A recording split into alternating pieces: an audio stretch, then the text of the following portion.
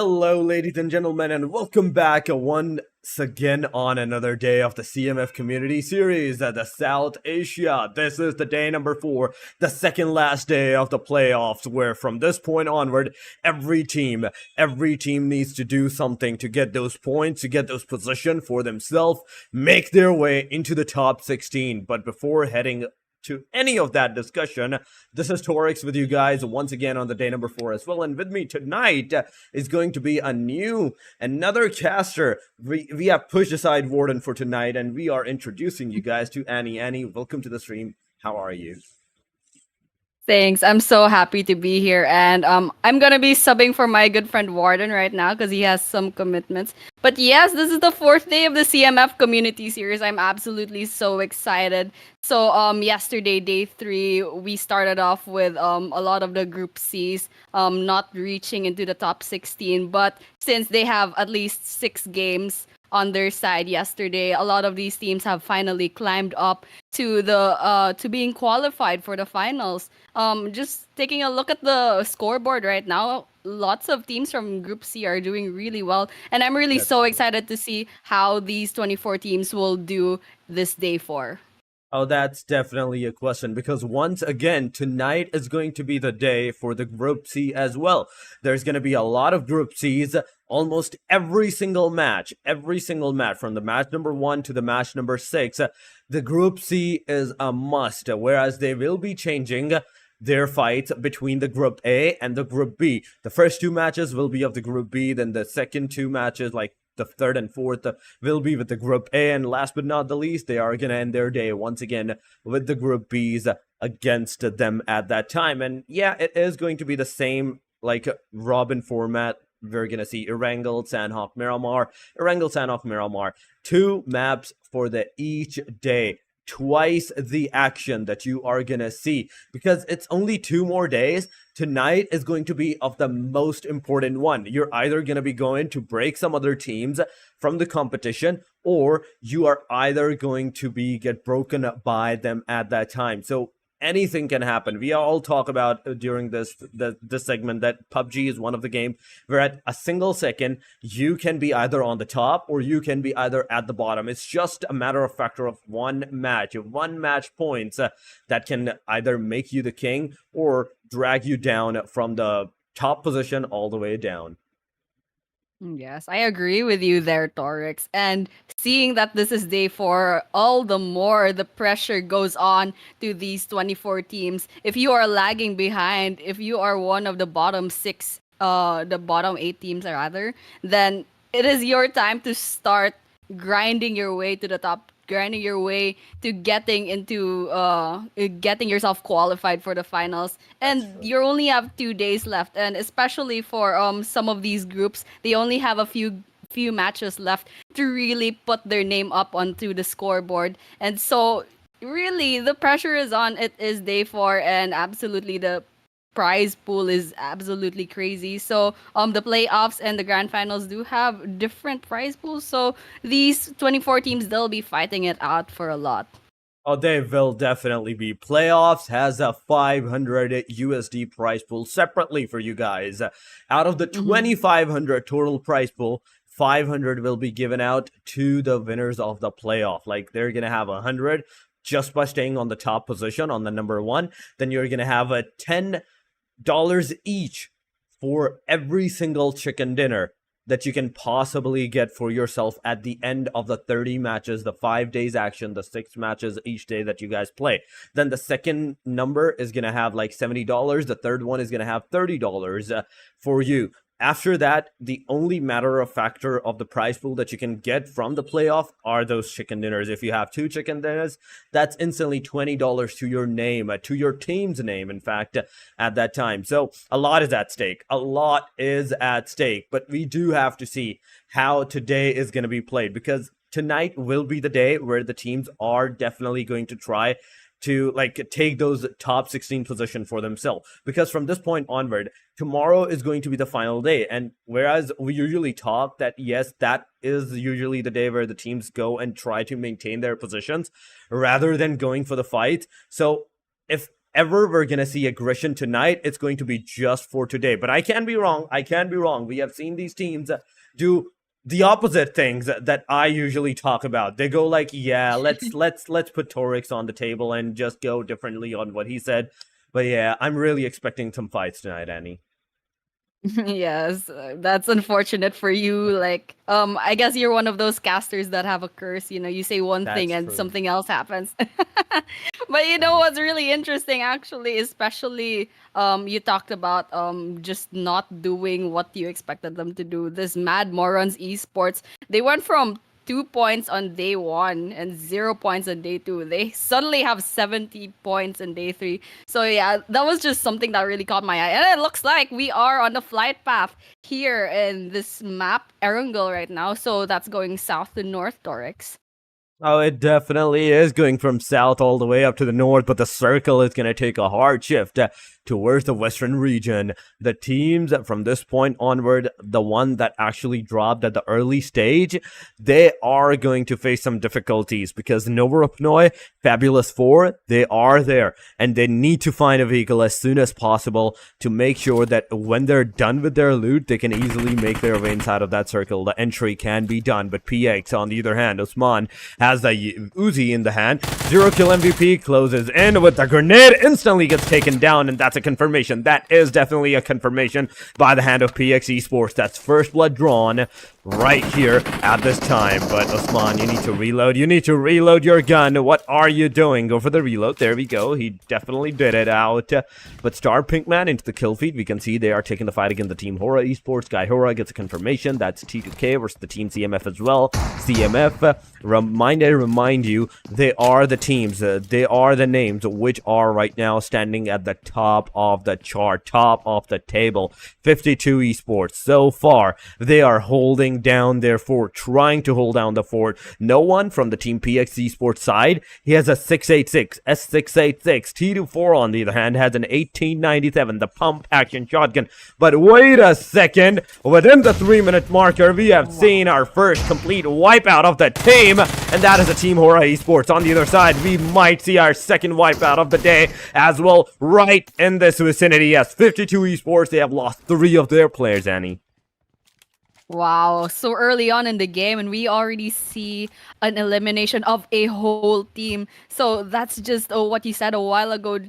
It's a make or break. You lose one game, and all of a sudden your standing is just off the charts. And we already have one team, 52. They only have one player left, so that's not looking really good for them. And all the while, all these other teams, they also probably found some early game aggression, because we can see some of them have lost their health. And to think this is really so early on in the game, you're supposed to be trying to get your positions right, trying to get some of these resources, some of your health kits and everything, and all of a sudden just a lot of players are already losing their health. So this is really a really exciting start to our day 4 playoff, Storix. That is a beautiful start. Yes, it is Alian right now, the solo guy with the Scar L in hand.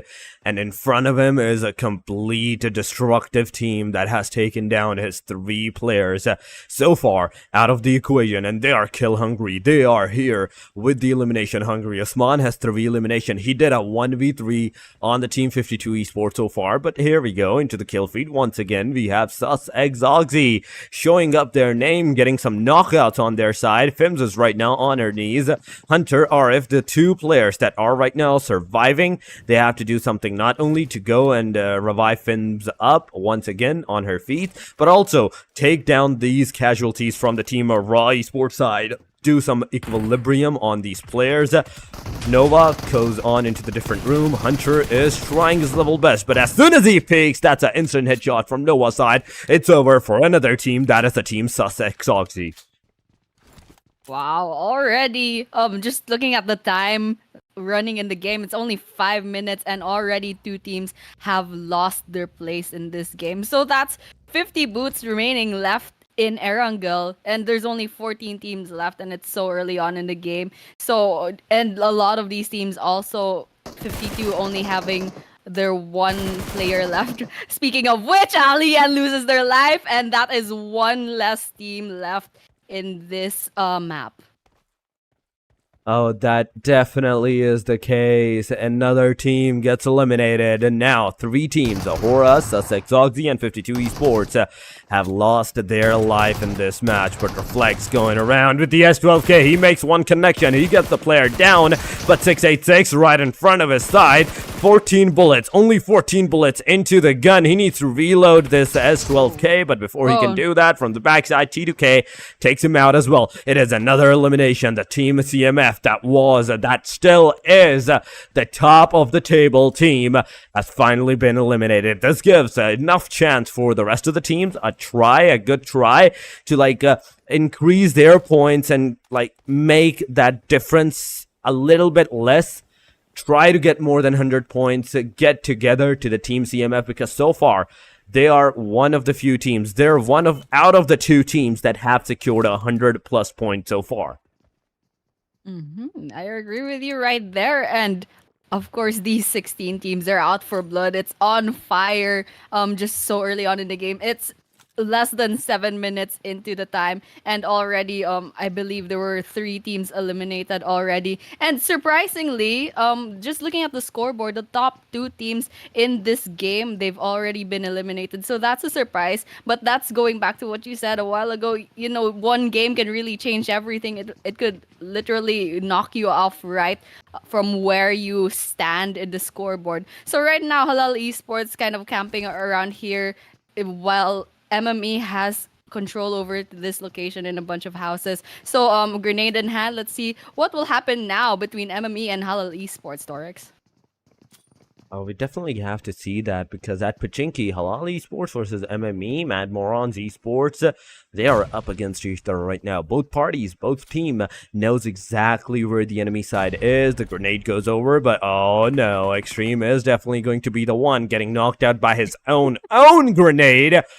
Ouch, that's definitely an ouchie right there. It gives enough momentum, I do definitely say, to the team Halal Esports to actually push forward, because if they had read this kill feed, they know that Team MME has lost so far 2 of their players on their knees. They can easily get that elimination done on the players, auto aim, waiting out for the opportunity that the player is going to take his movement to the other side of the road, and that's exactly where you're going to take the shot. Wadu gets taken down, and there we have it. Now, from this point onward, Halal Esports, the push is definitely going to come in close. Lazy gets taken down. The last guy, Extreme, is the fun and only final hope, in which case scenario, he gets taken down by the hand of Shosho. It is over for another team. We see another team goes out. That is the team MME, Mad Morons Esports, for elimination to the team Halal with 0 casualty.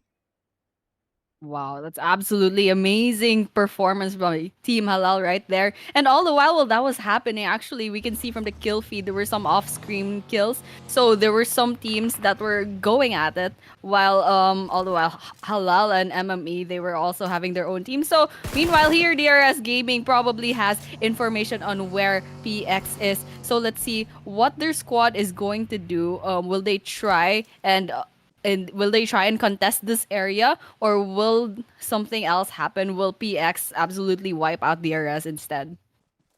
Oh yeah, that definitely is the true case. But DRS, they are coming into the close vicinity of where the team PX is already residing. Remember this. So PX, they have the terrain advantage. They have been here for much longer than what the other team is right now situated at. So we definitely have to see how DRS is actually going to take the situation out for them. GG on the other side, taking the fight against the team ASIA. Joker gets a grenade on Red Devil. Sana from the RLX got also taken down. Nafi's down as well, but look at this. DRS, they had no clue where the player from the team PX's side is. Instantly, Ratata goes on, takes one down. At the same time, he also gets taken down. It's a confirmation, so both parties are going to lose a 1-1, making the situation on the equilibrium side with 3 men still standing on both parties.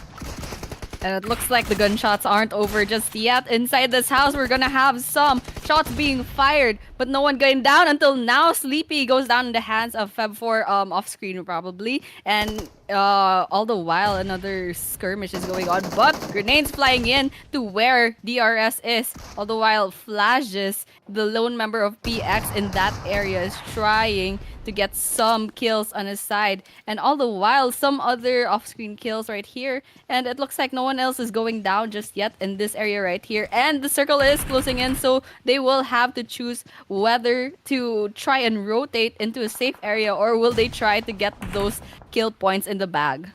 Oh, they definitely are going to try to get those elimination points into their own bags as well. But it's how long and how much time are we going to see that? This is the bigger question. Fabulous 4, K-Law together. Now, you need to use that DBS. Go forward, go forward. You can take down the team FW. You have already took down the team DRS, but no one with DS12K takes one player down. That is right now a situation where Fabulous 4 might be facing some difficulties. Rohit is going on the outskirt side, trying to take down Flash, as no one needs to heal as soon as possible, because you need to get that first aid connected on you, man, right here at this point. Osman on the other side gets taken down by the play zone. This is one flaw factor from the Team PX side, because they were here for so long, they have depleted their first aid kits. Yeah, I agree with you right there. That's a huge disadvantage on their part. And right now, Fabulous 4 rather, it looks like we are going to see another elimination going down PX at the hands of Fabulous 4. So that is 8 more teams left on this map and 26 players remaining on the map. So right now it looks like a lot of these teams are just trying to rotate into a safe area, and it looks like, just taking a look at the map, we are seeing the circle closing in on around Georgia Pole at its center, and a lot of these teams are trying to secure really good locations in order to gather resources and also prepare for any potential clashes later on between these squads. That is definitely true, but 8 total teams are remaining within the 12-13 minute marker. We have lost half of our lobby.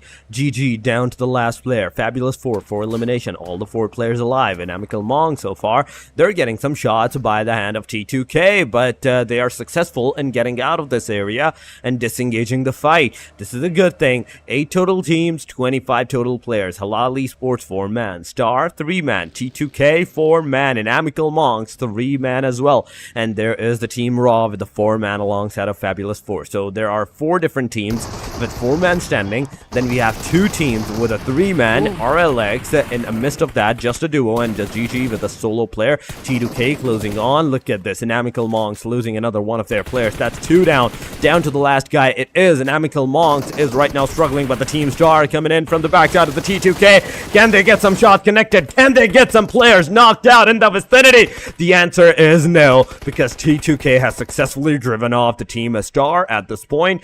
They can easily heal their players, get them back to the 75% HP side, and in the meanwhile, Star has also received a lot of damage that they need to heal as soon as possible and then move forward.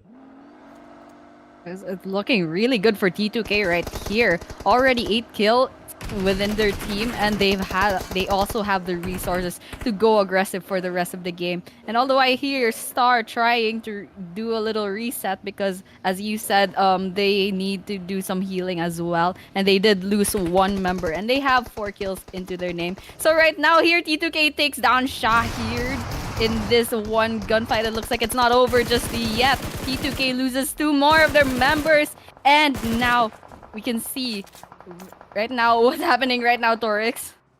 It definitely is the case that the team Star is receiving a lot of struggle from the player side, and I do believe they have been eliminated. And yes, we have the confirmation. Team Star has lost their life by the hand of T2K. T2K has so far 10 eliminations, but at the cost of 2 of their own players as well. Down to the last guy, it is Ruldoji.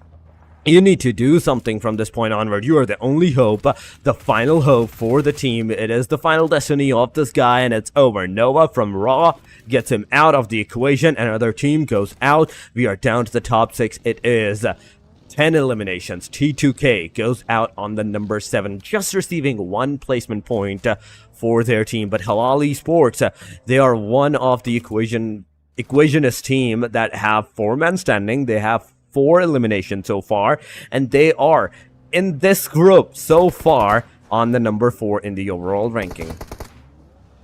Wow, absolutely crazy performance here by HALAL and Fab4, still having all 4 of their members in full health. And all the while, Raw does have all 4 members as well. It looks like Fabulous 4 here having a little bit of a clash between Jiggle and their team, and Bro as well. So let's see if Fabulous 4 can hold down their ground. It looks like they lost 1 member and 1 is knocked out. Not looking very good for their team right now. It looks like they are surrounded from all sides of third party coming in, and Fab 4 it might be in trouble right now as Raw is trying to go in, trying to get those kills in the bag. And it looks like Raw is doing really well as well. They have 9 kills in their name. Will they more? Will they get more? And Fab 4 gets 1 more kill, and with that DBS gets another knockout, and it looks like things are going really well for Raw. Oh, it definitely is going really good for Raw so far, but Shah from Raw is right now knocked out.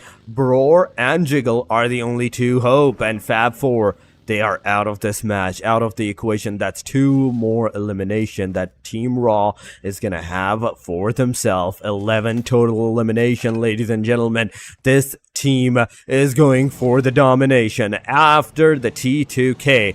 This team has the highest elimination into the lobby, and they have the highest elimination into the lobby so far because of their 11 elimination, and they're still alive, so they have definitely the chance of even securing more from this equation. Top 5 teams it is, ladies and gentlemen. 11 players are surviving. GG solo player, RLX down to the 2. Raw, we have 3. INIMICAL Monks, we have 1. It is a 1 versus 1 versus 2 versus 3 versus 4 scenario, and majority of the teams, even out of this equation, majority of the teams are still taking that blue zone damage, trying to get inside of that circle. Rozok so far, Team RLX is situated at, they are using constantly their bandages to get that 75%, maintain that 75% HP for their own life. But HALAL ESPORTS, look at them. They're at the containers. They're at the Giorgio pole, and nobody's even remotely close to this Giorgio pool area, the container side. All they can do is wait it out. No one is going to be even in the closest vicinity, and this is just the stage 3, meaning that there's a lot of radius, a big radius, even right now, for the players, for the teams to like even survive, to stay alive, and if they want to, they can wait out for the rest of the circles as well. And one thing good about HALAL's position here is they can easily get those placement points. But then again, with only 4 kills in their for their team, it's not gonna look really good on their scoreboard, since looking at T2K, they have 10 kills and Raw has 11 kills. They're doing really well. And right now, speaking of which, Raw trying to rotate into a really good area. I wonder if they will run into another team, perhaps HALAL, because it looks like they're trying to secure a really good spot right now. They're in the open fields, not so good place, and I do say HALAL, they have a good location. They have the high ground, but it later on it'll all matter once the circle closes into the final stages of the game. That definitely is true. As soon as a circle like ends up at the end stages, like where it's gonna go, that's gonna decide whether the team is actually gonna survive or no, because it's stage number 4. It is still a big radius. If it goes to the Mount Everest, it goes over there. And I do believe, though, it actually went to the Mount Everest. GG's, guts and glory. The last guy, Joker, you have the chance of going and securing that Mount Everest position. But definitely, as a solo player, you don't want to do that, because you will be compromised from that point onward. Going near the container side, near the hospital area, he is trying to maintain out his force, his position. But look at Giorgio, not Giorgio Pool, yeah, the container side and outskirts, the squad house. Already, Team Raw not only has the squad house outskirts of the Giorgio Pool, but the Mount Everest to their name as well. One player's on the Mount Everest, one player's in the squad house, and we have to see where the third player from the team Raw is actually situated at, so we can actually like figure out the way they're like playing with their every single one of their players. But there we go. Shaw is coming from the backside. Halal Esports still at the containers. They need to move after this circle, because after this stage number 4, as it closed down, we head to the stage number 5.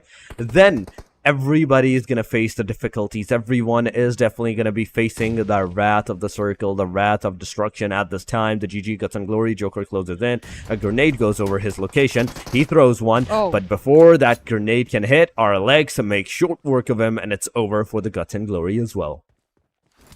Well, that was an anticlimactic end for GG right there. They are in the bottom part of the scoreboard in this game, so I was really hoping to see a little bit more of placement points into their name just to kind of boost their way in the leaderboards. But it looks like they had a good run, and they were defeated by RLX right here. So RLX finally getting 1 kill to their name, although they only have 2 members left in their squad still standing. So just taking a look at the teams that are left, we only have 4 teams left. Raw and Halal, of course, and RLX, we finally see them in action. And actually, I'm kind of curious to see who this last member of INM is and what are they up to, because it looks like they can't really go into the aggressive right now. It'll be hard being all alone. And we can see, speaking of aggression, it looks like we have some trades going on from between these 2 teams. It definitely is. Team Raw lost 2 of their players. Now Jiggle, he's the final guy, and Team Halal, they didn't even spend a single split second in thinking whether we should go for the aggression or not. They actually went for it. They got the 2 players down, and now down to the last player. It is Jiggle. Shoujo, you do need to get yourself into the cover and heal, and before any of that can happen, Halal Esports K goes on, gets the final nade on the coffin on the Team Raw Esports, and it's over for them as well. There we have it.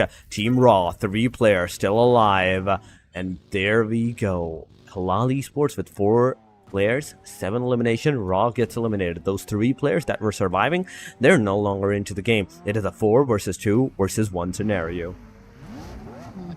And I agree with you right there. And Halal finally getting, after a really long time of not getting any kills, they finally have 3 kills more to their name, totaling to 7. And that's looking really good for them right now, since RLX only has 2 left members on their team, and INM has a lone member as well. So right now, Halal is really just trying to hunt down these last 3 players, trying to get those kills and getting that final chicken dinner. So the circle is closing in, so these 3 teams, they will be forced to face each other. Right now, RLX, they are situated in this area, in this house, but how long can they stay here once Halal tries to go on a hunt, trying to get these last 3 players out of the game?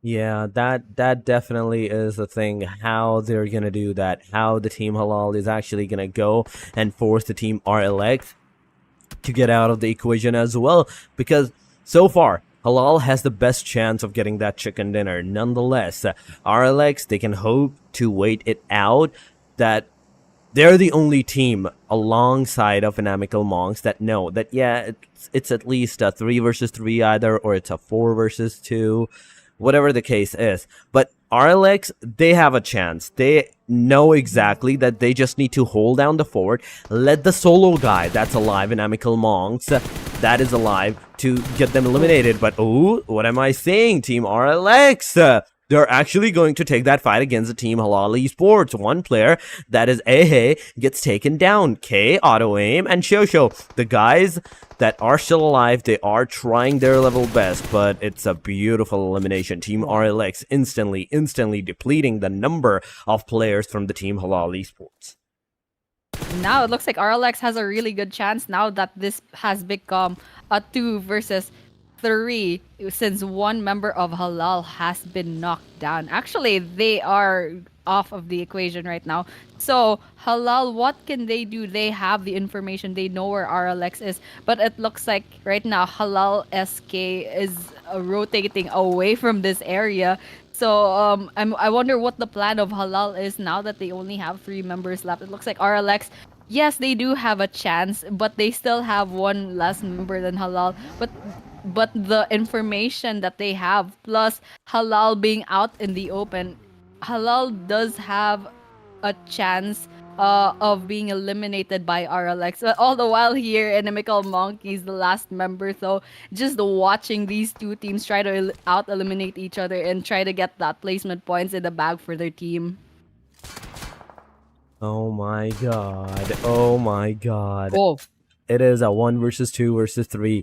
Now, everybody from this point onward has a chance of getting that, securing that chicken dinner. Halal Esports, they have the corner of the circle, they have the corner of the play circle, but the compounds, the houses side, it is into the name of the team RLX so far. They have the best opportunity right now to take down every single one of the team, just in the case they do not get taken down. But this circle, this next stage, it's completely out into the open. If you want to have that, you need to use these cars, you need to use these vehicles to make some like a hard cover for yourself, then burst them down, get them into the cover, and use that as leverage. Team Rolex, get in the car as soon as possible. You have the smokes out, you can get inside the circle, hold the fort down. But Halal Esports, the main concerning thing is that they're not going to let this happen. As soon as they have spotted the grenades up, they're constantly shooting in those grenades. They are trying their level best to get the cars out of the equation, but oh my god, tabs. You had the opportunity. You could have taken the player down. You did a lot of damage, but not enough that the player can be taken down. And Inimical Monks, the solo player that was surviving, he finally gets taken down. It is officially a 2 versus 3 scenario. Halal Esports, 3-man standing, Team RLX as a duo. None of the teams have the circle so far, and a grenade goes out. This can be a detrimental one. But no, it survives. The player survives still from that grenade. yes, right now 3 versus 2. Halal versus RLX.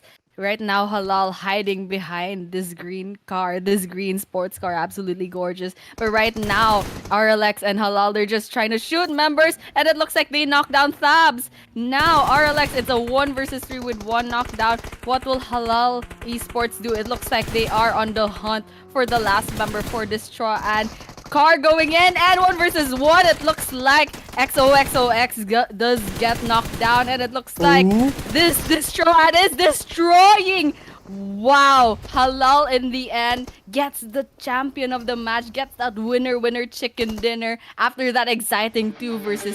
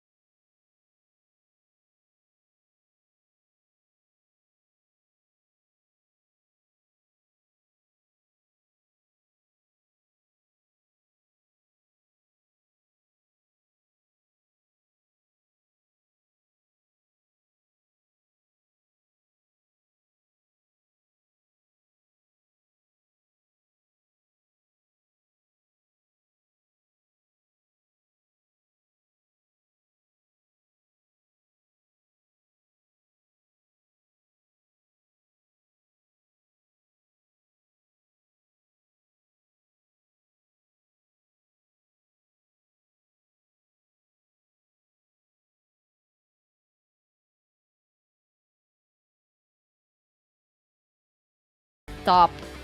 They are the top in this match. So seeing them with 0 points, that's just a little bit unfortunate. So that was Erangel, the first map of this day 4 playoffs. What a match, actually. A lot of these teams were eliminated so early on in the game. It was quite a shock. There were a lot of early game aggressions. I really wonder how these 16 teams will fare off in this next map. Oh, I definitely want to see that too. But before we head over to the match number 2, guys, we will be going on a short break. Do not go anywhere. Stay with us. Make sure you hit that like and subscribe, and we will see you after this short break.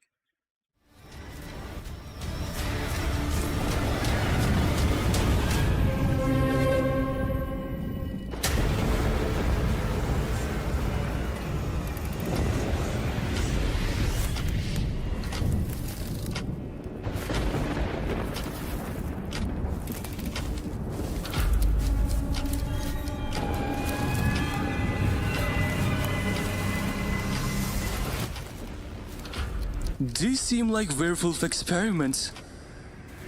And this? These are vampire serums? Huh? Look, this must definitely be Dracula. Should we touch it? No, we shouldn't touch it at all. But let me tell you something. I've seen in movies that cracking the serum gives you extra powers. He's saying not to do anything like this. Oh man, are you understanding this better? Maybe he's saying to try it. Look, even the diagram on the wall suggests it. The picture says it all.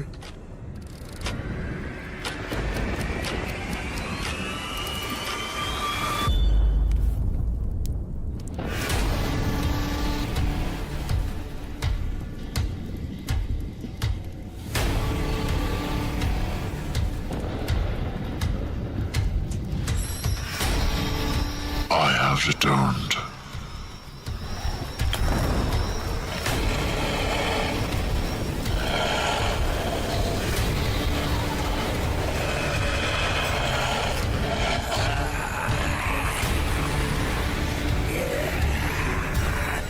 I can feel the power!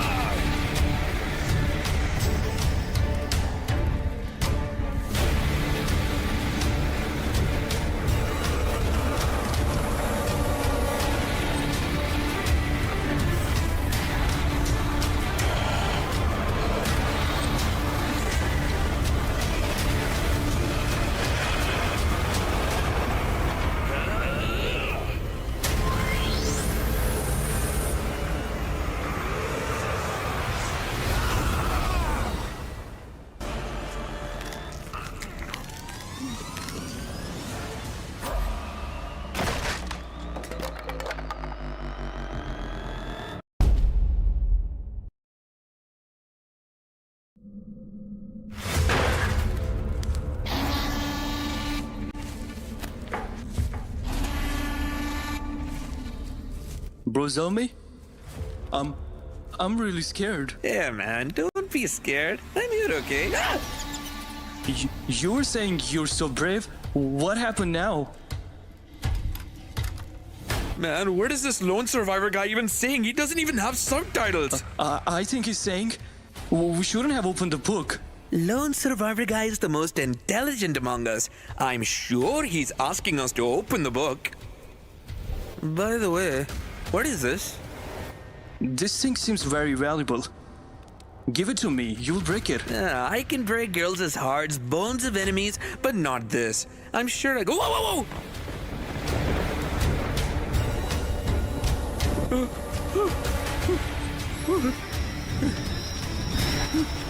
Let's run from here. Let's go.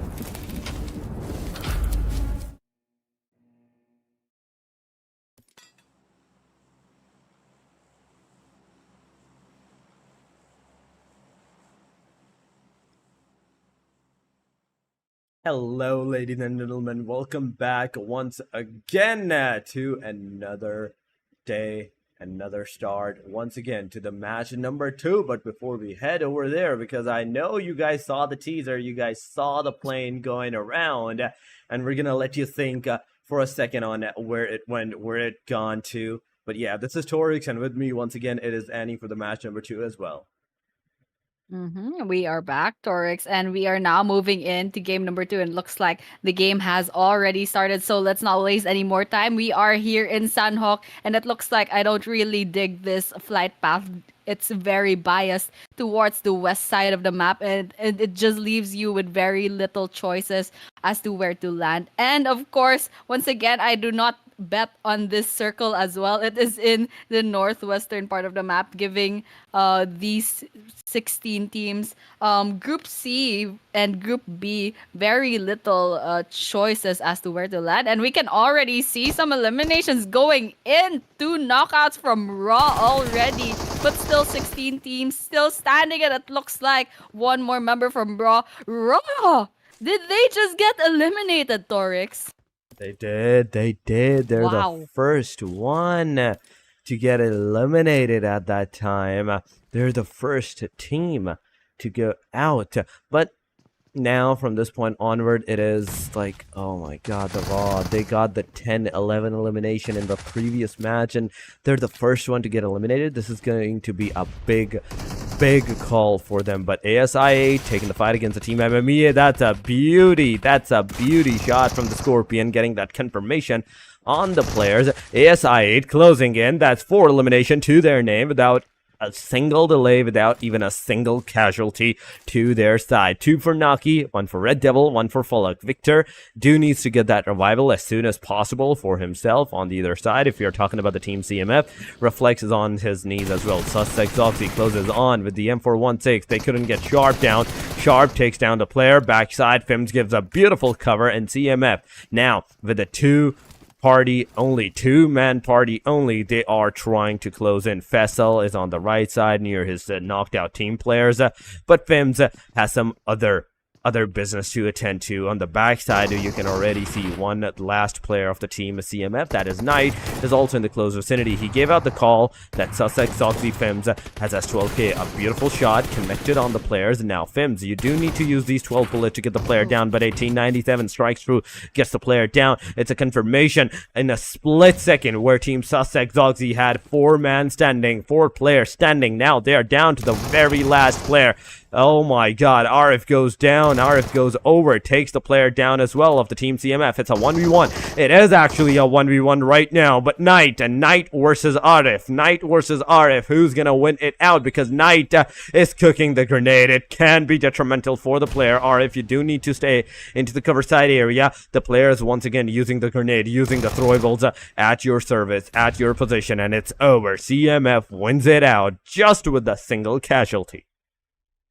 Wow, already only 11 teams left standing in this map. So early on in the game, all these members are just out for blood already. 5 teams eliminated from this map so early on. And it looks like some of these teams are doing really well. CMF having 4 kills on the scoreboard. And it looks like the aggression isn't done just yet between Fabulous 4 and INM. So it looks like for INM, they do have all 4 members still left standing. But I'm interested to see what Halal will do right here. It looks like they have another team nearby. It looks like GG. One member of GG is right there, lone standing. And it looks like these members from Halal will be trying to get for their life. And it looks like there were 2 members of Halal getting the knockout on the hands of this one member from GG. Halal Esports, they are on the hunt for this last person. Will they get the kill? Will they get the knockout? It looks like they have that information. They're going up into the roof, and it looks like they don't get that kill just yet. Oh, they do actually. They did. They do. did. Only 2 eliminations. Shosho has both of those eliminations. But oh my goodness. Back to back. That's elimination. 6 teams. We have so far lost 6 teams within 5 minutes of the match, within 5 minutes of the game. That's not even 6. I think that's 7 teams. Yeah, because we start with 16 teams. Now we are down to the top 9. ASI8, RLX, PX Star, INM, DRF, 52, Halal, and CMF are the only teams that are right now alive. And out of all of these players, CMF and INM are the only 2 teams that have actually had faced any kind of casualties. They have lost a single player from their team. INIMICAL Monks, they have 4 eliminations. CMF, so far, they have 4 eliminations as well. But the rest of the teams, like Halal, they got 2 eliminations, 4-man standing. 52, 4 eliminations, 4-man standing. DRS, 0 elimination with the 4-man standing as well. And Star and PX, 0 elimination, but 4-man standing on top side of the team RLX as well. But ASI8, we have to give it to them as well. With the 4 elimination, they have the 4-man standing as well so far into the match. And because of this, because of the 7 eliminations of the teams constantly, I do believe that from this point onward we are definitely going to see a stale map for at least 2 to 3 zones. Yes, hopefully you can see that, because a while ago it was just all action, and that's the beauty of Sanhok. Actually, it's quite a small map, and you saw the flight path a while ago. It was this small, and then that circle, it's just like 30% water, and it looks like we have another knockout off cam. It looks like ASI8, they have one member knocked down. Let's see if they can hunt down this member who this other team nearby. But for now, it looks like Falak will be getting that revive. And the ISI8 right now, they have 4 kills to their name. So it looks like this might be potentially a really fast game. It looks like Victor has spotted from quite afar, trying to get that kill in the bag. But it looks like that shot won't be connecting just yet. Yeah, that shot is definitely not going to connect so far, but Falak, he is low on that HP. Look at the kill feed. Again, Team DRS versus Team HALAL Esports. It's happening. It's happening, ladies and gentlemen. The 2 giants, the 2 teams that are in the top 4 position so far, they are engaging against each other. DRS so far in this match, they have 0 eliminations. They have 0 elimination points, but HALAL Esports, they have already secured some eliminations. They have 3 with no cost of their own team members. So a great chance, a great deal that they can do something out of this equation, out of this area against the Team DRS as well. On the other side, still ASI8 versus Team PX. It's happening in the long range vicinity. It's definitely going around, but no connections, no connection. This is the sad thing, that no connection is being made. It's Sanhok. You can easily go close to the player, but cars in Sanhok? Now that's a new one, DRS, that you guys are using. Nobody used car that much in Sanhok, but you guys, hats off to you. Hat definitely off to you. But HALAL Esports, now they are going to be the sole contenders here in the boot camp vicinity, where they're going to take the fight against the Team DRS. Which team is going to have the first blood drawn to their side? It is a 4 versus 3, I do believe. So no, it is actually a 3 versus 3. It is an equilibrium. So with the equilibrium, it gives chance to both of the teams to perform equally, have equal covers, equal locations for their own name. K has given out his location with the S12K, same as A, but auto aim from the outskirts, throws a grenade. It connects, another one goes around the area, confirms his elimination of Killer YT. Things are not looking good. Things are not looking good. K gets a DRS X as well with the timing, because as he saw there was nobody for that split second. As soon as he moves away, the team instantly rushed up, and DRS out of the equation. Well, in that 1 versus 1, DRS versus HALAL, it looks like HALAL Esports, they did come out victorious. So that's 1 less team in this map, in this Sanhok map. It's going really fast. It's less than 10 minutes. We only have 8 teams left, and we only have 29 players left standing. And it looks like the rest of these teams, they're just trying to see if they can find any more kills into their name. But it looks like just checking the overall rankings right here. CMF doing really well. They are still at the top of their game, despite not doing really well previously in Erangel. And it looks like Nochi right here trying to get these shots onto this member in 58, but they are losing their life as well. They'll have to use some healing bags because they are getting shot as well. So I wonder if who will emerge victorious from that 1 versus 1, a very long distance 1 versus 1 right there. That definitely is. Even if they manages to get that knockdown, there's still that factor that, yeah, they're not going to be able to confirm those eliminations. It's an easy revival. The player will definitely be going and getting their player back onto their own feet. Star. Now, Star is one of the few teams that we saw in the previous match, like doing really good at the very start. They were one of the few members that were rushing upon on the players, getting some eliminations. But this time around, so far, 4-man standing, not a single elimination. They have not yet gone into even a single fight. ASI 8.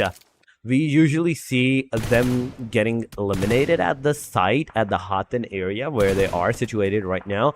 But this time, not only they took down their contenders, and like when I'm talking about they got eliminated, I'm talking about yesterday. Both time they went at this location, the Hatin, they were instantly removed from the match.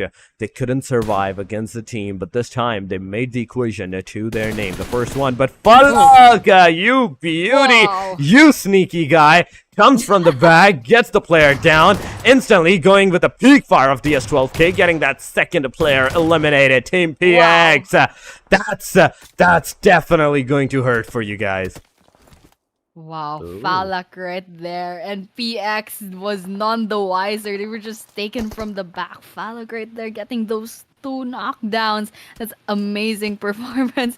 And just PX just really unfortunate for them. Unfortunate positioning. They thought they had the high ground, but it looks like someone was up there higher. So Falak right here with his team still with all 4 members standing. It looks like ASI 8, they're doing really well in this map, and you did mention their performance yesterday. So right now we're just waiting to see how these last 8 teams will perform once this circle closes in around here, bootcamp, Camp Alpha, Hatin as well. Yeah, Team PX was like, yeah, we have the higher ground, but Falak was like, I have the highest one at this point. But 52, you cannot take them out of the equation as well, because they have so far the highest ground there ever is. They are at the Alpha Mountains. They are one with the Alpha.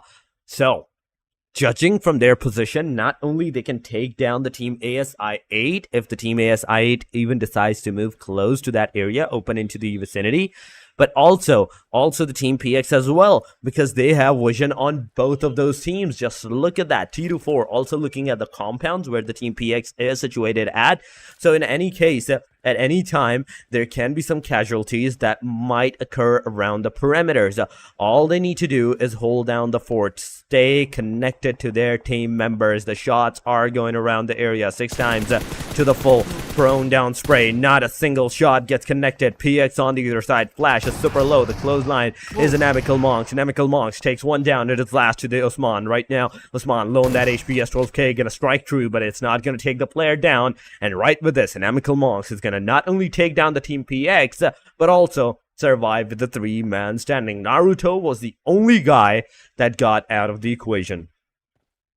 Wow, amazing performance by INM right there, getting PX knocked out of this map. Now that just leaves 7 teams left standing and 25 players left. And this has been a really interesting Sanhok map so far. You did mention that no one uses cars, and so many teams are using cars right now. And there are a lot of high ground shots going on in Sanhok, which is usually you'd see that in Miramar, but for some reason we're seeing it in Sanhok right now. Very unusual game today, but yes, that just makes everything all the more exciting. And it looks like 52 Esports, they're coming down from their high ground, and it looks like off cam we see RLX going against Star, getting some of their members knocked out. That TBS just knocking one more member from Star. It looks like I'm kind of curious to see how Star is faring right now. It looks like RLX still has all 4 of their members standing, but unfortunately they only have 2 kills to their name so far.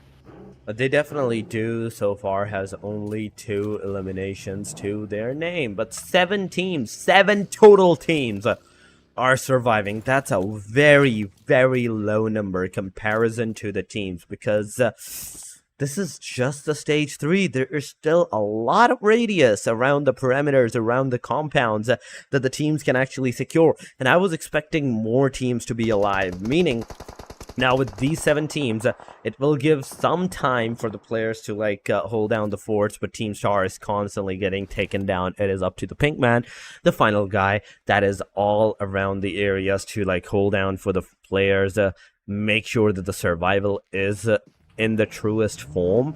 So far, the only hope that you can get out of this area is survive, but I don't think so that the team RLX is gonna let that opportunity go by. They took down at least 3 of you. What's stopping them to take down even the 4th one? And that's exactly what they're coming here to do. They have spotted down one of the players, the last guy of the Team Star. They got out of the car, but as soon as they saw that the Team Star is also moving out of the perimeter, they instantly got back in. Team Star, now that team, Team Star, the solo guy that is, he needs to be super careful, because not only wherever he goes, he is going to be surrounded by a complete team. Wherever he takes a fight, he has to know he's a solo, and the rest of the teams is either a trio or a complete squad. You're not looking really good for the last member of Star, and their only hope really for their team at this point, since they are only at the top 7, they have to survive at least a few more teams before they can finally get some placement points. But because it looks like Star, they also have 0 eliminations, so they're not getting a lot from this map. And of course, you'd want, since this is the day 4, you'd want the most points out of each game, but still Star is quite high up the ranking compared to these other teams, so they are doing well. I wonder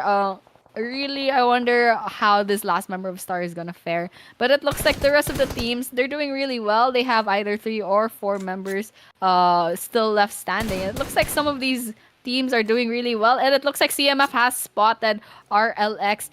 Can we see a potential wipeout of a squad, or will this just be just a little trades of bullets and not much happening? But it looks like Halal takes down 1 member of RLX. Thabs actually gets knocked down, and Dia 3-1 also gets knocked down.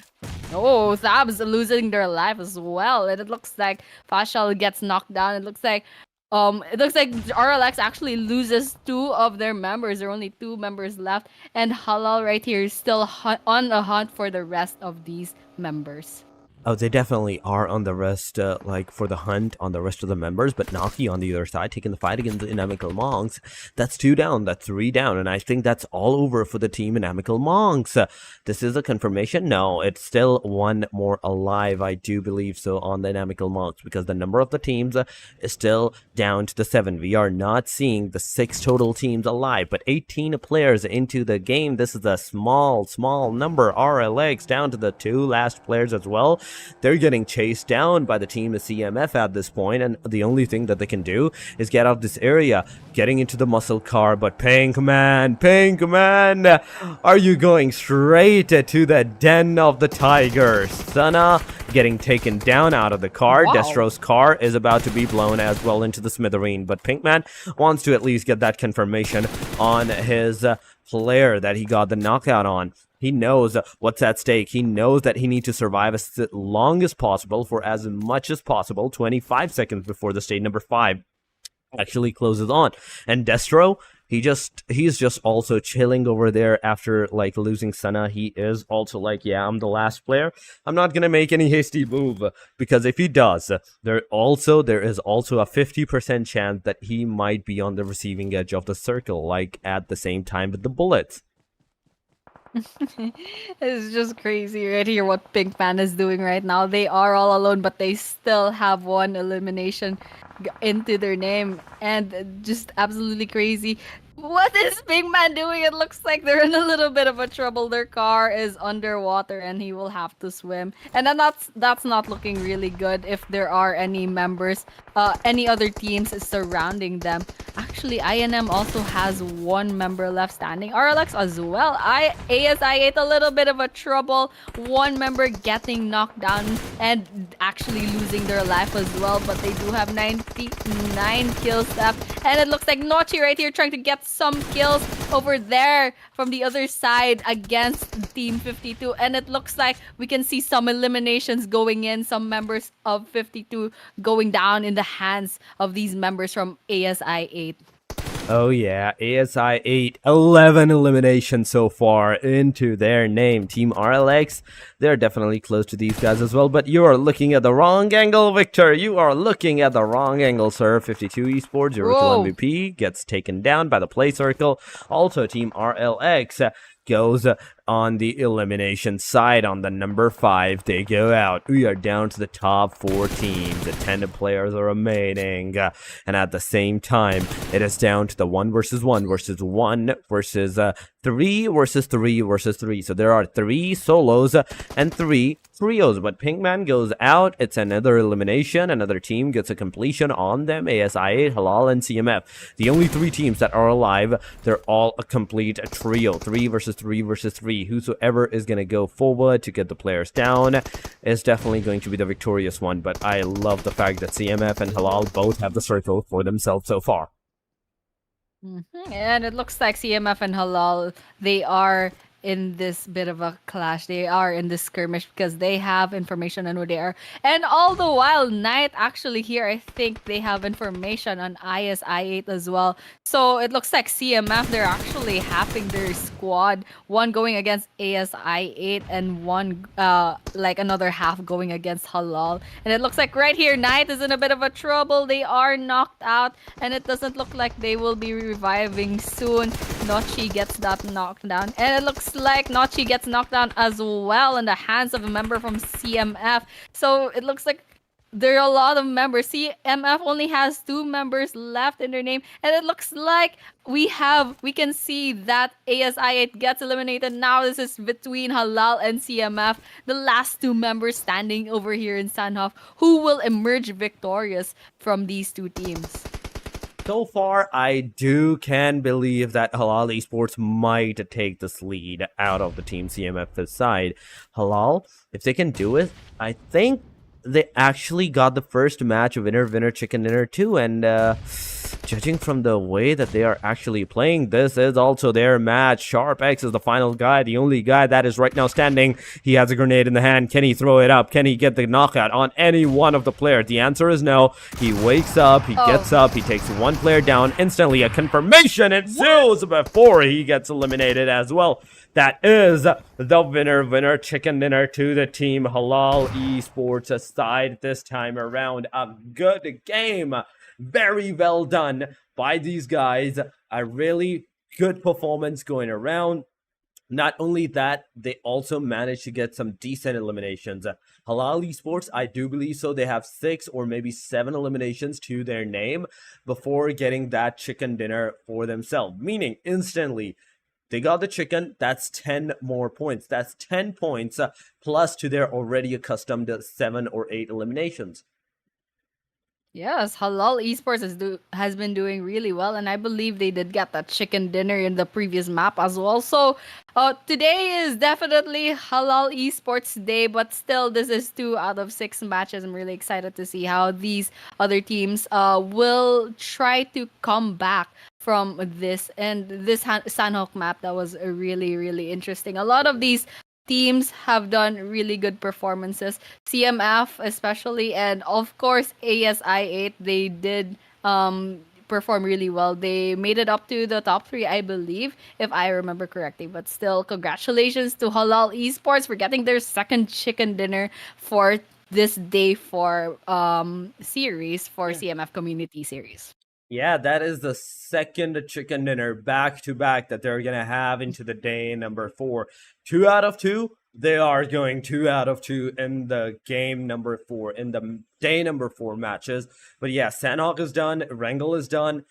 Now it's time for the Miramar. The Miramar will ensue a lot of changes for the teams, their momentums and everything. But before that, I do think we do have to see the stats on what the stat says for the team and what the stat says for each and individual player, because this is total of 111 points that this team has secured after this chicken dinner, meaning they are on the number 2 out of the number 16. Oh my goodness. total damage of 23,032. In fact, 12 eliminations, 22 total points in a single match. It's a big thing. 2 for AHE, 4 for auto aim, 2 for Shosho, and 4 for K as well. Halal Esports, they have 4-4 for 2 players and 2 eliminations for the 2 players as well. A really decent number, a really equilibrium number. But aside from that, who got the highest elimination? Because this is not the only team with 10 plus elimination. And right now, Halal Esports, they have been on fire today. So I'm really excited to see how they will perform later on. And it looks like we have the match summary, of course, 60 eliminations. And we have 59 knockouts.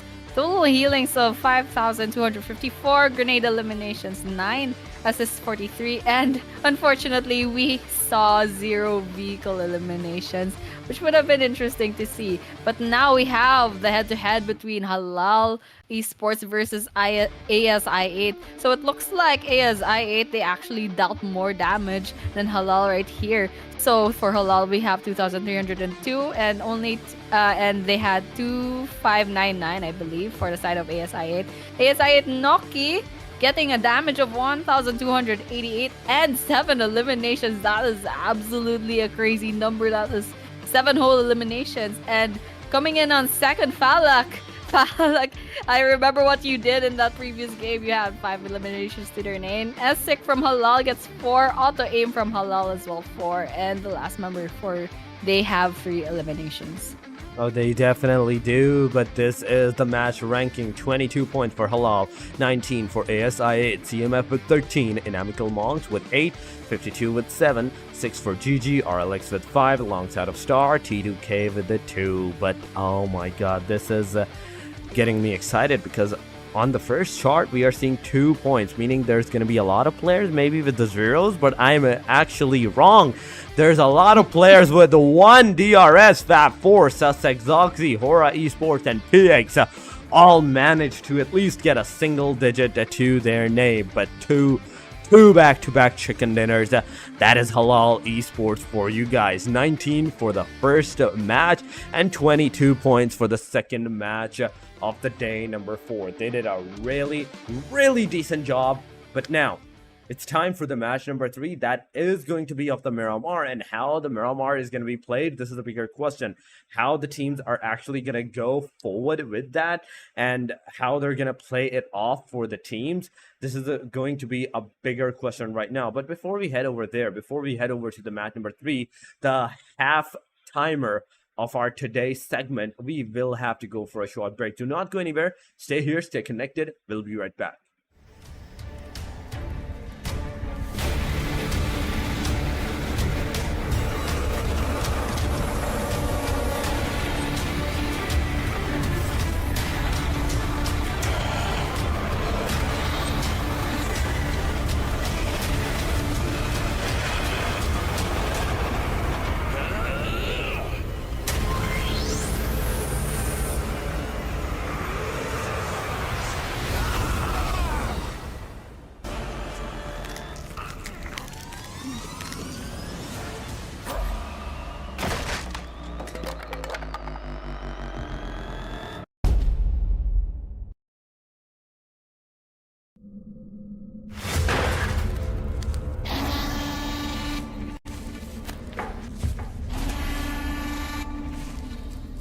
Bro, Zelmi? I'm really scared. Yeah, man, don't be scared. I'm here, okay? You were saying you're so brave. What happened now? Man, what is this lone survivor guy even saying? He doesn't even have subtitles. I think he's saying we shouldn't have opened the book. Lone survivor guy is the most intelligent among us. I'm sure he's asking us to open the book. By the way, what is this? This thing seems very valuable. Give it to me, you'll break it. I can break girls' hearts, bones of enemies, but not this. I'm sure I go. Whoa, whoa, whoa!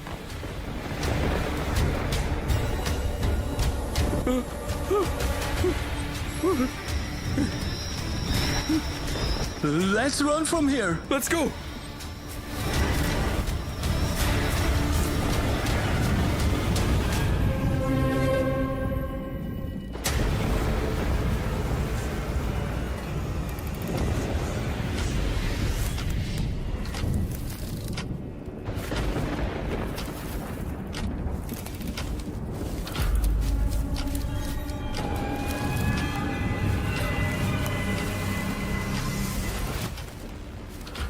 These seem like werewolf experiments. And this? These are vampire serums? Huh? Look, this must definitely be Dracula. Should we touch it? No. We shouldn't touch it at all. But let me tell you something. I've seen in movies that cracking the serum gives you extra powers. He's saying not to do anything like this. Oh man, are you understanding this better? Maybe he's saying to try it. Look, even the diagram on the wall suggests it. The picture says it all.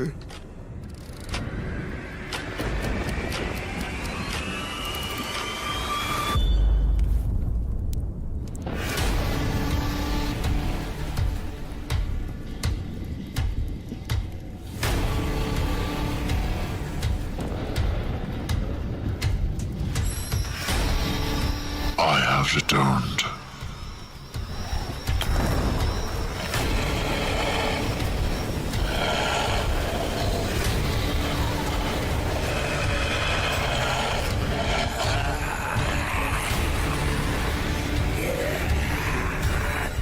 I can feel the power!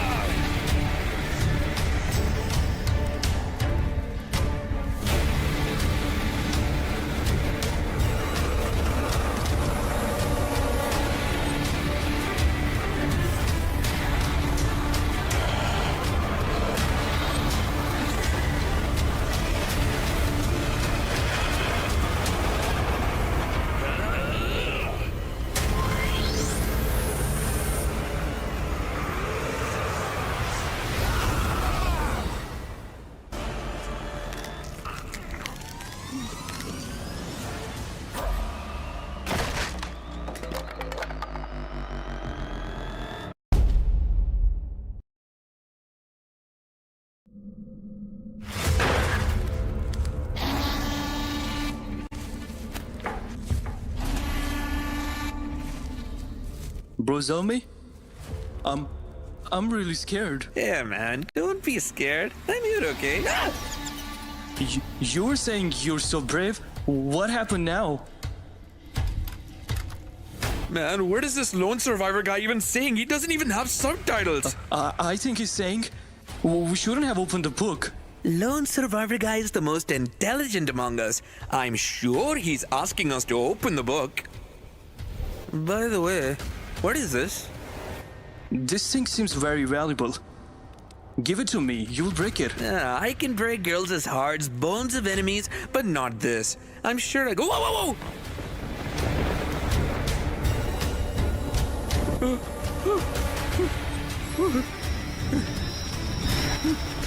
Let's run from here. Let's go.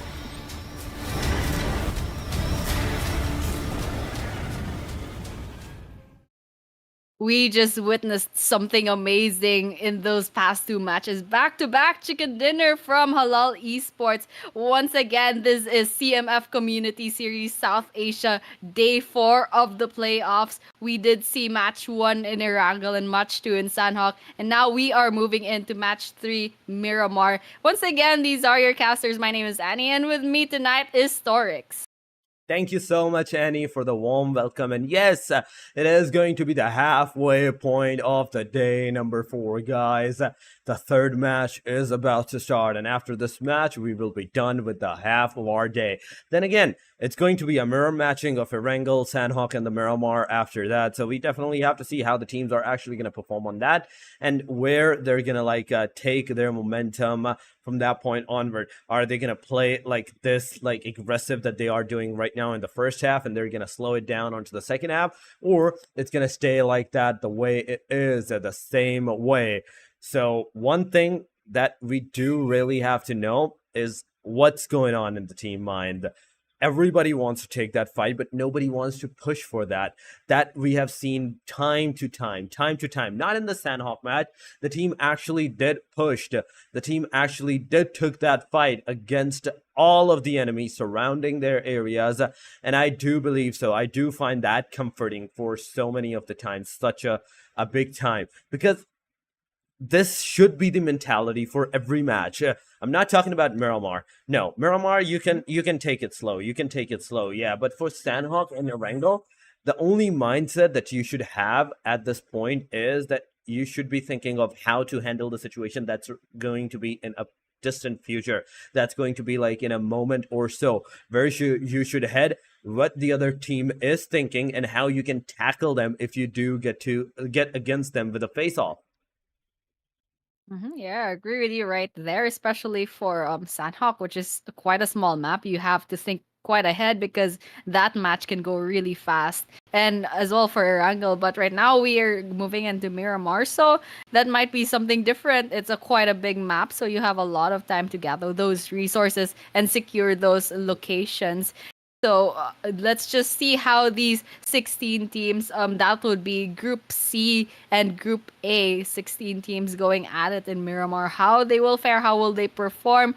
That will be something that we will see really, really soon enough. Yeah, we definitely will see that soon enough because the match in a short while is about to start. And oh my god, here we go. In fact, the match actually started right as Annie said that we should be seeing that in a moment. And here we have it. We can already see the plane line going from the north western side all the way up to the southeastern corner, the Puerto Paraíso. That plane line is ending right there, but main drop areas, El Pozo, yes, the team can definitely glide there. La Cobreria, they are already going. The teams are definitely going. Picado, Power Grid, and at the same time, the Hacienda del Patron or the San Martin, it's definitely going to be accessible for the teams as well. And then comes Los Leons, another major city, another major hot drop area that the players can actually go towards to.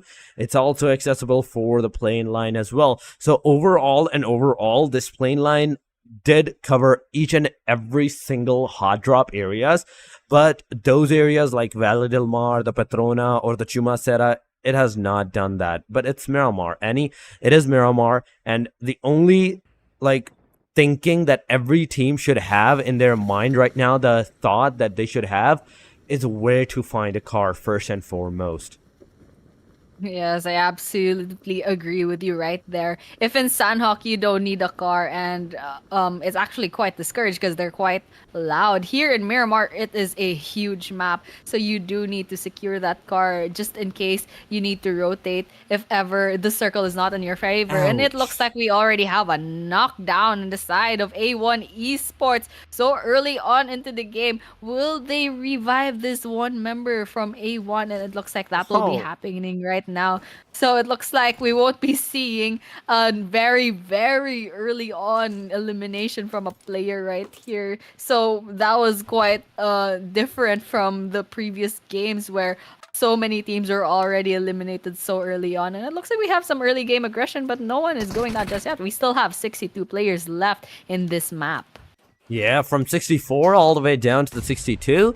Okay, that's a start. That is definitely a start. Hacker is one of the few players that got finished off at this particular vicinity. Waltrux is also low on that HP. He is knocked out. Someone can go and confirm that elimination as well as soon as possible. They can get their second elimination, but ooh, that was a good grenade. Zipian did receive the damage. Now, with Thompson in hand, a grenade in hand, he can potentially throw those utils at the players, but the dumping of utils from Fabulous 4 side, it is actually Fabulous 1-for-1 straight up. As soon as they drop, they go back to the lobby from where they came from. 3 minutes into the match, they get a full confirmation on them, and this is the first team of the match that got the full elimination. Wow, Fabulous 4.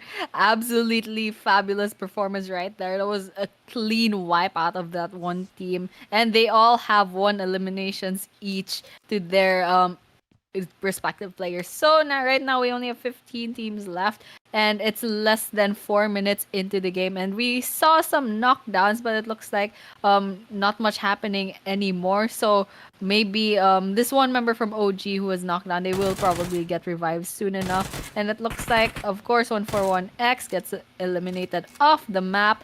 And still, a lot of these teams, they have all 4 members standing. It looks like they haven't spotted another team. They haven't had any clashes just yet. So right now, it's still the quiet part of the game. Everyone is just looting the houses and then getting those resources, securing those locations. And of course, soon enough, they will have to secure those vehicles as well. They definitely do. They definitely do. Sooner or later, they will be going for those vehicles and trying to get all of them out of the equation, getting every single player an individual vehicle. But look at the kill feed.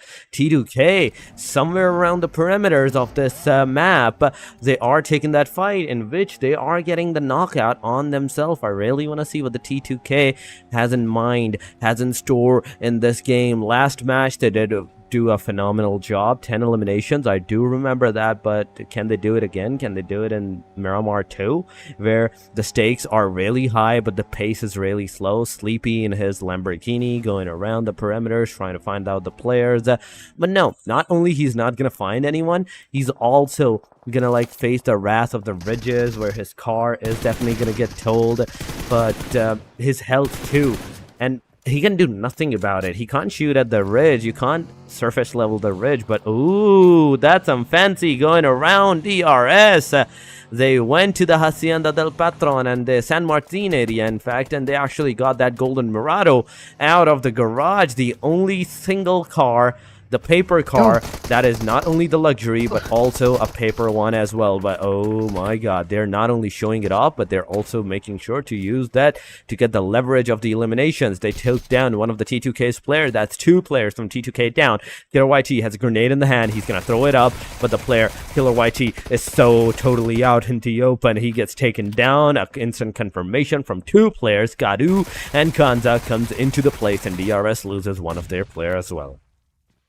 This is T2K versus DRS right now. It looks like I remember there would be one member of DRS that got picked off by T2K, but it looks like T2K is in a bit of a trouble right now. Only one member left standing, Kansa, all alone in this house, surrounded by members of DRS. What can you do? And it looks like DRS, they will be on a manhunt for this last member, but all the while, Kansa doesn't go down without a fight, gets that one knockout from that one member, Chama from DRS. So it looks like it'll be up to these last 2 members to revive Chama and as well as take down Kansa, but it looks like it's not happening just yet. Kansa gets away with their life, while DRS, they are either on a hunt or will they disengage. We'll just have to wait and see if they will try to look for this last member of T2K, but it looks like that won't be happening now. DRS, they will be rotating and they will be taking their car with them for now.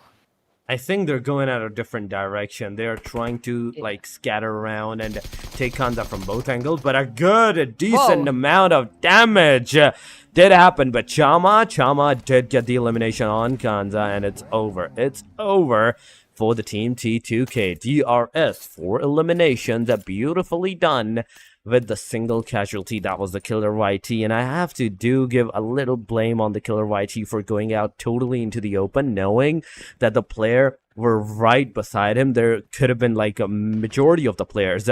He shouldn't have gone out in the open, but he definitely did. He made a sacrifice for the greater good of his team. Yes, that sacrifice for that information, was it worth it? But here, INIMICAL monkeys stepping on the wrong place, getting knocked out by that one member of S19, and it looks like ST9 as rather. But INIMICAL monkeys rather, they do get that one knockoff from one member from ST9, and they are on a hunt for the rest of the members. Still, INM, they only have 3 members left and they only have 1 elimination to their name. They are hunting down, try to get more eliminations since they have information on where ST9 is, and it doesn't look very good for ST9 right now. So they are on a hunt for the last few members. Will 6-9 find this member of ST9. It looks like they're having a hard time. They are knocked down, so why did that take so long? But right now, INM, 3 members left standing in their squad. Will they go on a hunt for the rest of the members of ST9? Will they get those kills? We will see later on into the game. Oh, we definitely will see that if they are going to get more eliminations or they won't be able to. But on the other side, if we are talking about the team HORAA Esports, they are losing their players. Just to look at that, that's 3 players that they joined with, out of which that's 1 down, 2 down. Oh no, this can be detrimental. This can be all over for the side of the team HORAA Esports. As Sky HORAA is the final guy, the only hope for the team. He goes out of the perimeter. He's like, yeah, I'm just gonna go away. I'm just gonna survive the area, and I'm not gonna take the fight with anyone from this point onward. But ASI8, they had 2 eliminations a while ago, and the 4-man standing is a good thing that team ASI8 had for themselves.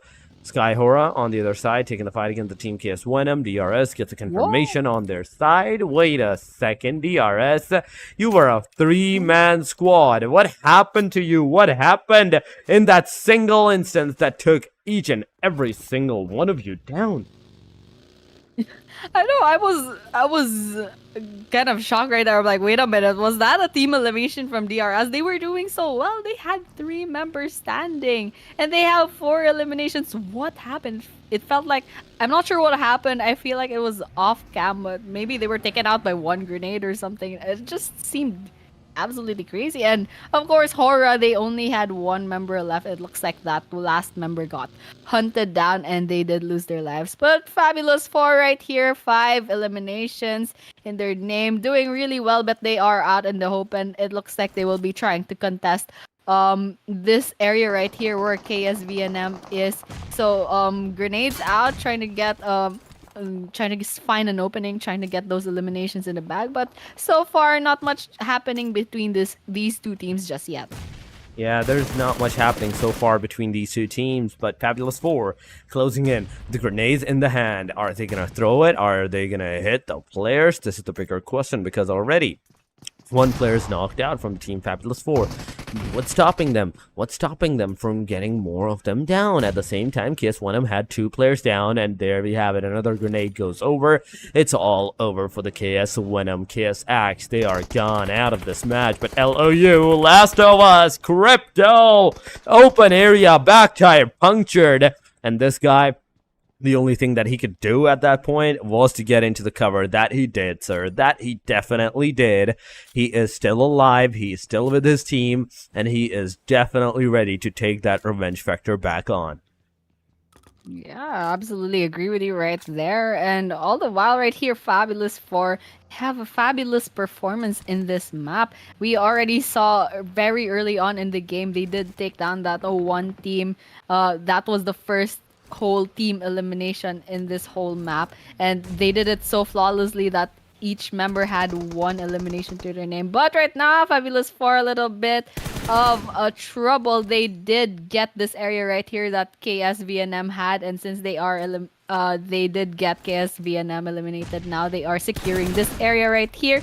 But it looks like Lu Esports is trying to contest as well. They are trying to get this area where Fabulous 4 has it secured, and let's see how that will end up for Fabulous 4, because it looks like Casanova has knocked out few members of Fabulous 4. It's not looking very good because it looks like there are a lot of utilities being used right now, lots of Molotovs, but no one is showing up in the kill feed just yet between Lu Esports and Fabulous 4. We'll just have to wait and see if anyone will be going down in this skirmish.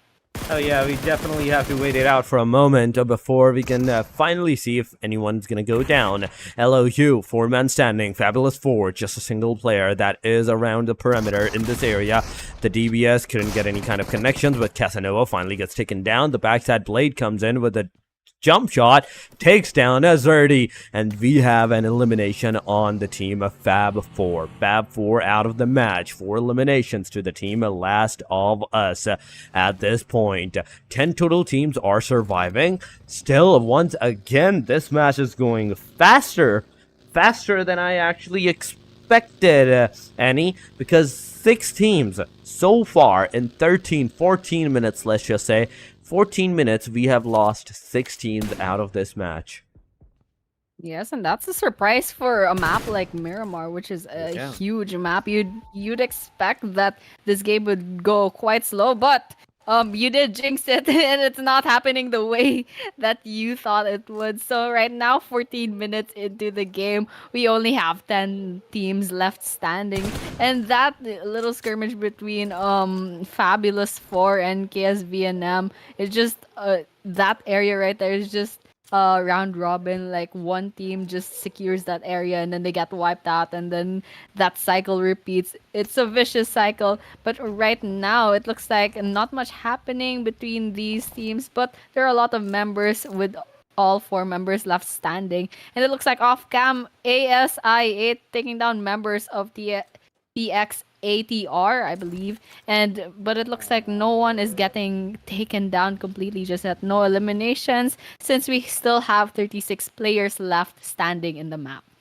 Oh yeah, we definitely do. So that means only knockouts have been insinuated by the teams, and they do need to go forward to get those eliminations done. But TX AXETRON, so far, they have the 3-man standing. They are the one that actually manages to get the knockout on the team ASI8 as well. So right with this, where both of the parties actually manages to get the players down, 90 degree now is thinking of going inside of that compound, on top of the compounds, and then take that fight against the team ASI8, because he knew at that time that he can potentially take the player down from the backside area. Red Devil is going to be into the corner, that shack area, whereas if someone goes over there and he definitely shoots at them, his location is going to be revealed. Even though if he manages to take down one player, that's still not going to make a difference, a big difference, because the rest of the teams will have their eyes on you at that time. ATR, Naki on the knockout verge, on the elimination verge. He is bleeding out. Someone needs to help this guy. Someone needs to get him back on his feet, which I don't think so personally can happen at this point, because he has bled out too much. Even if the player starts to go over there, it's still not going to be enough. And there we have it. AXETRON receiving their first elimination of this match. Yes, and right there, it looks like in ASI8, they do have that one member down, and all the while TX AXETRON right here, they only have 3 members left in their squad, and with only 1 elimination in their name, looks like these members of the AXETRON, they will be trying to rotate, and I believe most of these teams, they will have to rotate because the circle is closing in onto the next stage, and it is 16 minutes into the game, so we are nearing in probably into where the circle will have a little bit of spicy damage coming in. So these last 10 teams standing, they will have to try to get to secure those locations in preparation for the late game. Oh, they definitely need to prepare from this point onward. This is stage number 3.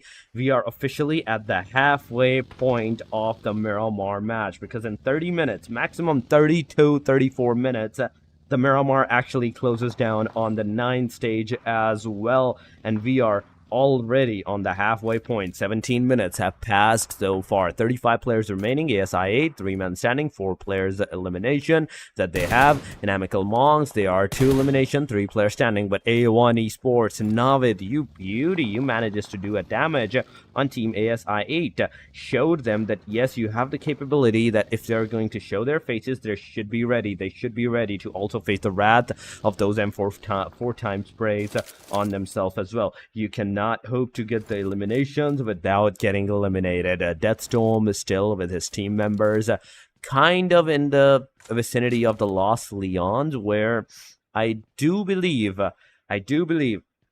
that in the long run, this position might suffice for a great area where you can hold and like look out for the players. But A1 Esports, this is a 2-man split cell that they are actually doing. And we don't usually see 2-man split cells these days, and I'm really, really excited to see how the Team A1 Esports composition is going to end up. Will be interesting to see how that will work out for their team. And there was a grenade knockout right there off cam, but no eliminations. I believe we still have 35 players left standing, and it looks like these teams, they are just trying to rotate, trying to secure some locations, because no, I don't think a lot of teams are having clashes, having skirmishes just yet. So the circle is closing in. It looks like INMS, they did have one member down on their side, and it looks like we have a skirmish actually, but I'm kind of intrigued as to what that is. But it looks like the AXETRON right here, they are at the edge of a map, and it looks like there is a squad nearby, so I'm kind of interested to see how that will work out for them. I don't think they have the information just yet, but INIMICAL monkeys right here at the edge of the circle, trying to throw some grenades to the direction of ST9. How will that work out? It looks like not much damage is being done, but INIMICAL monkeys, this one member is going down in health. It looks like they can't be revived anymore, so we can expect that CJ boy will be the last man standing as soon as 6ix9ine goes down because of the circle. Oh, that's definitely true. Inamical Monk Esports, we definitely have to see how they're gonna go forward, and because one of their player is already outside of the circle, he's receiving that blue damage. There is nothing that he can do right now that's gonna help his team but to wait it out, just constantly heal himself.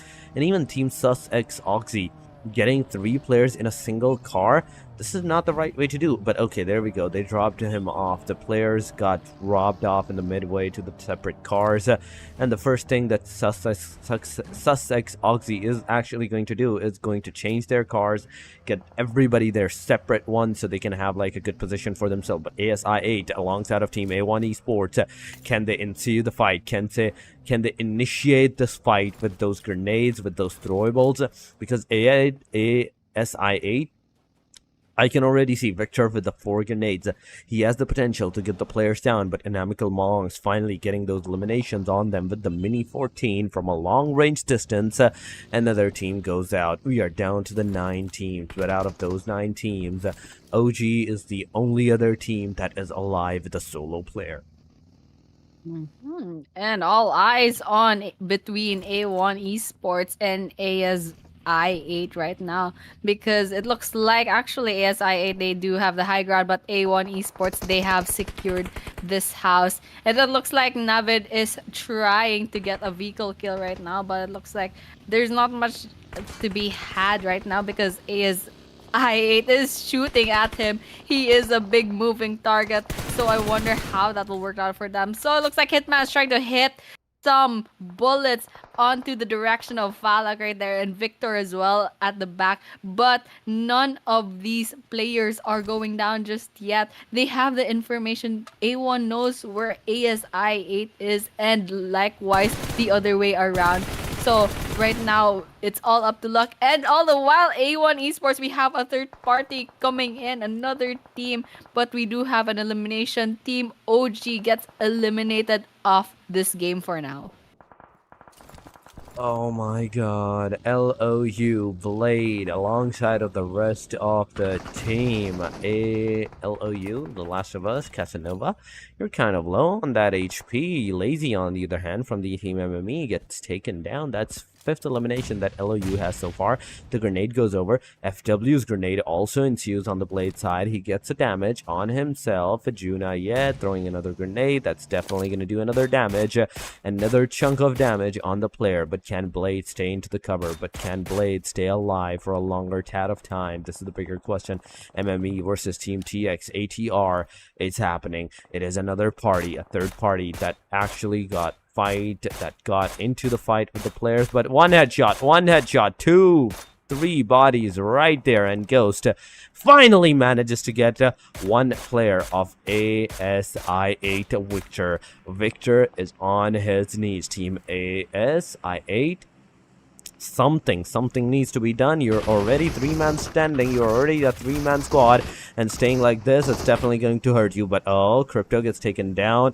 Casanova with the DBS in hand, nothing is going to prepare him for the smoke shots and the fire that happened. And in a split second, in a single second, from 4-man to a solo man, LOU has become.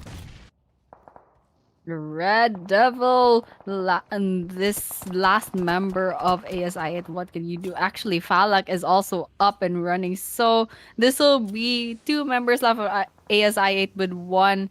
Actually, Victor gets revived, so that makes it the 3. So right now we have 8 teams left, so there's a lot of kills, a lot of eliminations to be had, and all the while this is happening, there are multiple battles happening elsewhere.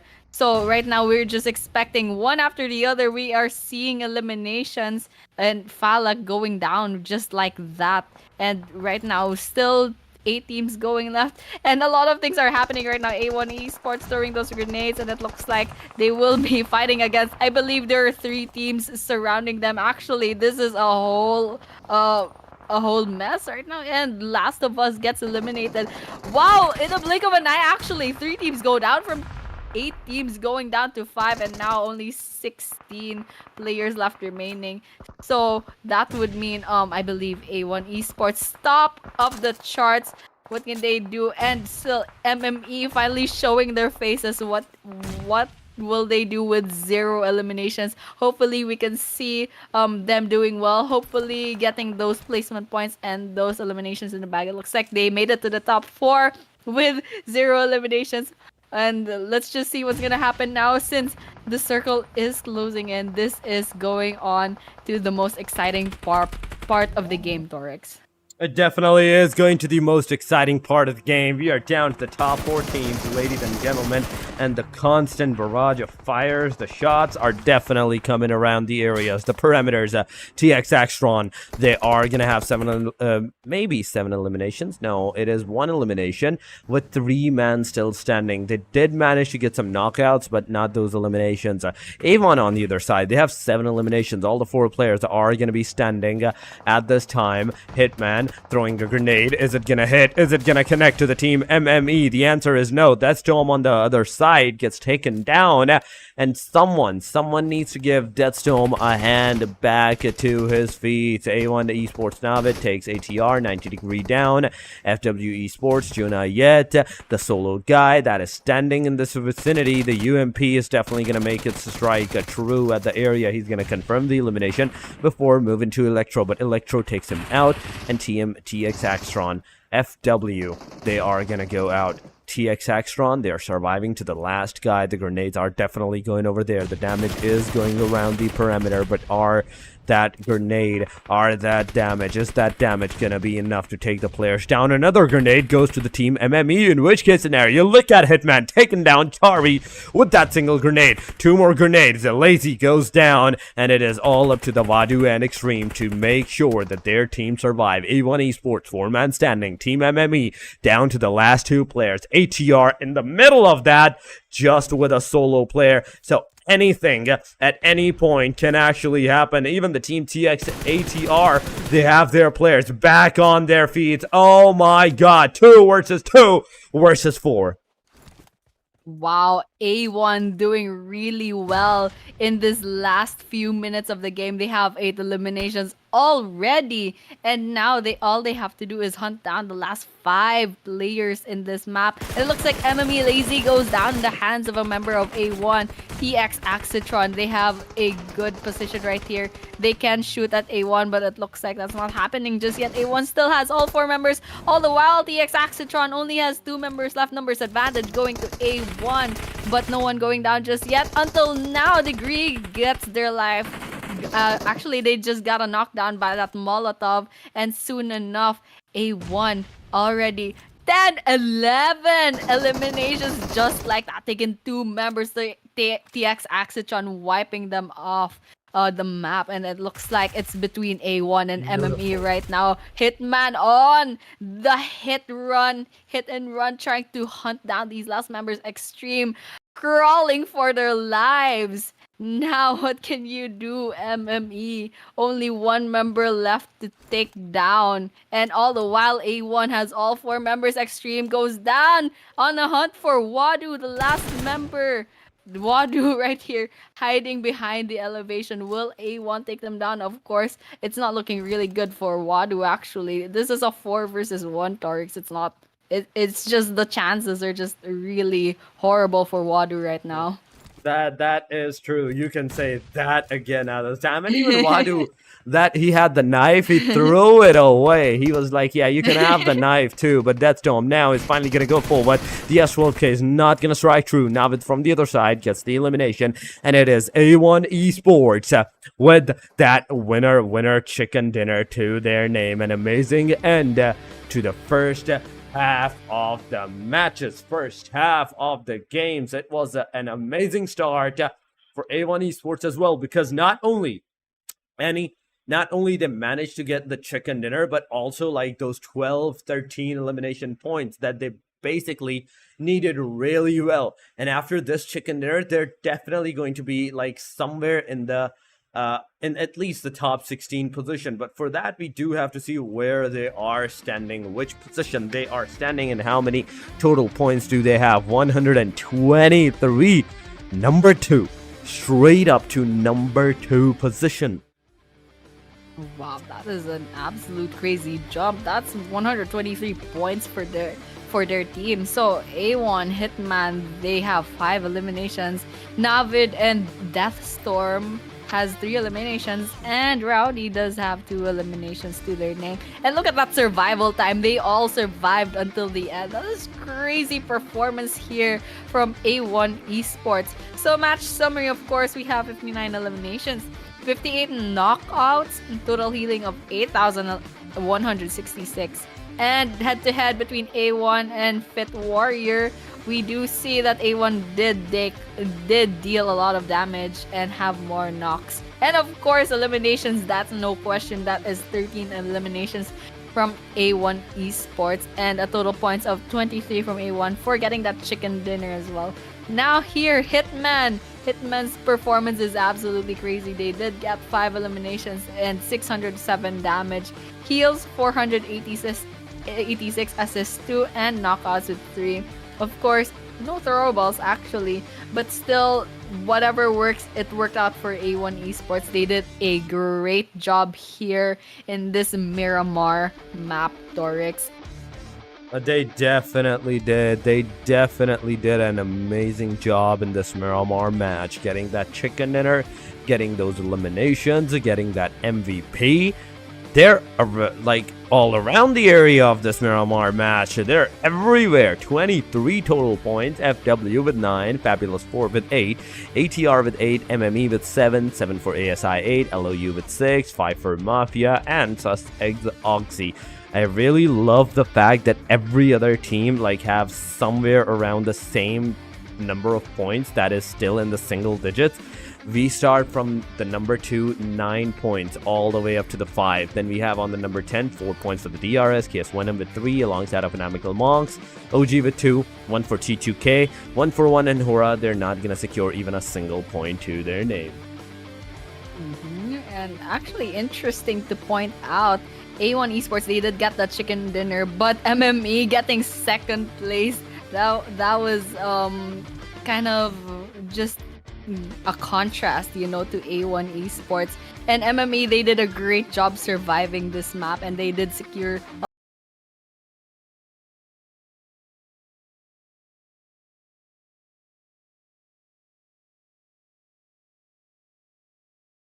was Miramar, ladies and gentlemen, total points of 23, and that was the 3rd game of this day 4 playoffs.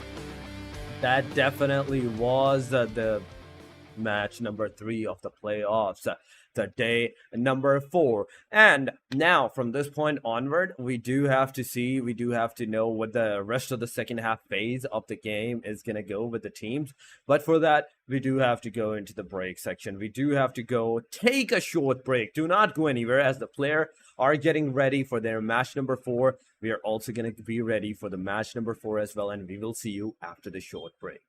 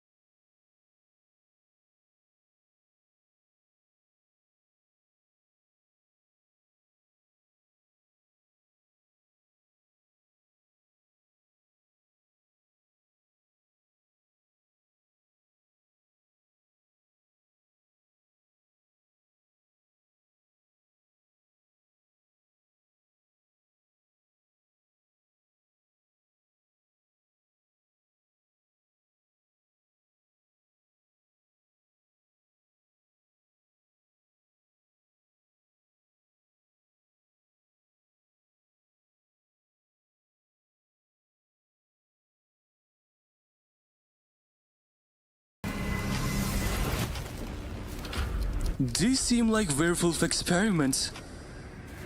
And these are vampire serums? Huh?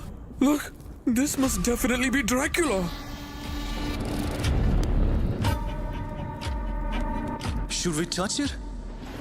No, we shouldn't touch it at all. But let me tell you something. I've seen in movies that cracking the serum gives you extra powers. He's saying not to do anything like this. Oh man, are you understanding this better? Maybe he's saying to try it. Look, even the diagram on the wall suggests it. The picture says it all.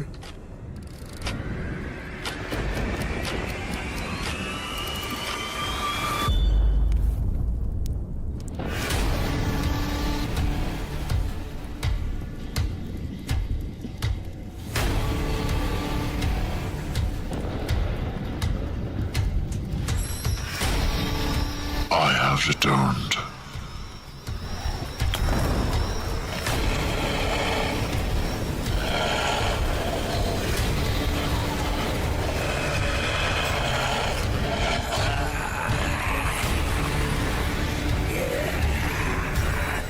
I can feel the power!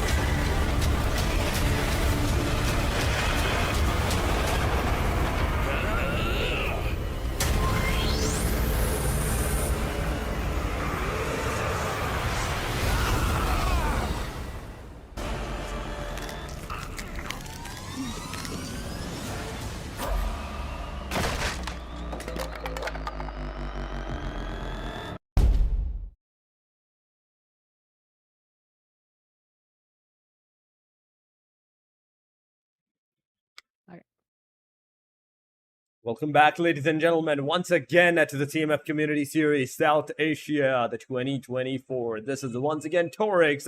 Alongside with me is going to be Annie, and you already saw that. What is going to happen? The Erangel is about to ensue. The Erangel is about to start. So we're not going to take a lot of your time, and we're going to instantly go back into the game segment, the Erangel one, and where we can already see the plane line. In fact, Annie, forming up from the very hard side corner of the western regions. Yes, I'm not looking this flight map really that much, but this is Erangel. This is quite a big map. But if this was Sandhawk, that would be a lot of that would be a big problem. But right now, it looks like the eastern side of the map won't be as occupied, and these teams, they won't have a lot of choices as to where to land. But still, I believe Sosnovka military base can still be reachable. I'm not sure if there will be a team who will be trying to get that place. But of course, we do see some teams going for the school, probably Pochinki as well. And right now, it looks like the circle will be moving into the southwestern part of Erangel. Oh yeah, a lot of south areas, a lot of water in the circle, and there we go. Because of this is going to be a hard-hitting factor for so many of the teams, so many of the players, like where they are going to go, which location are they going to secure for themselves. There's not going to be a lot of places to go from this place onward, from this point onward. So one thing to know about sure is that we are definitely going to see some early stages fights this time around. We are definitely going to see some clashes. Sus x Oxy, Hunter so far. 2 shotguns. Oh my god. Okay, no, that's 1 AKM, 1 S12K in the player's hand. He is lock and loaded near the side of school and Pochinki. He is in between with the team KS AXETRON at this point. Fabulous 4 on the other side, taking the fight against the team INIMICAL Monks. And oh my goodness, CJ boy, he got a confirmation? Yep, he does. Wow. Already one member down from INIMICAL Monks. And that's not looking really good. It's so early on into the game. Not even 3 minutes, actually. And it looks like INIMICAL Monks, they might be running into one more team. And, of course, TX they have some knockouts, I believe, on their side. Actually, they did get one elimination, and looks like there are other members of 141 in the other side of this building. Let's see, they do have one elimination on their side, but they have two knockouts on their side as well. TX AXETRON have two members down to make that three. I actually make that two knockouts and one member dead. So not looking really good. Only one member left actually. Degree, the lone member of TX Actron. A very harsh start for this team, and unfortunately it looks like all 90 Degree can really do is kind of just wait out. But it looks like that's not happening. They went back into the building. Will they try to get more eliminations? It's not looking really good, and it looks like TX AXETRON, that was a bad move because they are eliminated off from this game. Oh my god, they have been eliminated. There we go. That's 14 teams are remaining. 13 and now INIMICAL Monks. They also got the confirmation on their side. Fabulous 4, beautifully done. 4 eliminations to their name. Then we have 141 X also taking those 4 players out with just a single casualty. That was against the team ATR. INIMICAL Monks also out of the equation. HORAA, they missed this match. They are not joined in this lobby. So we started at 15. Now we are down to 12. Fabulous 4. They gave the revival to their player. MAFIA is there alive, all 4. But Sussex Oxy.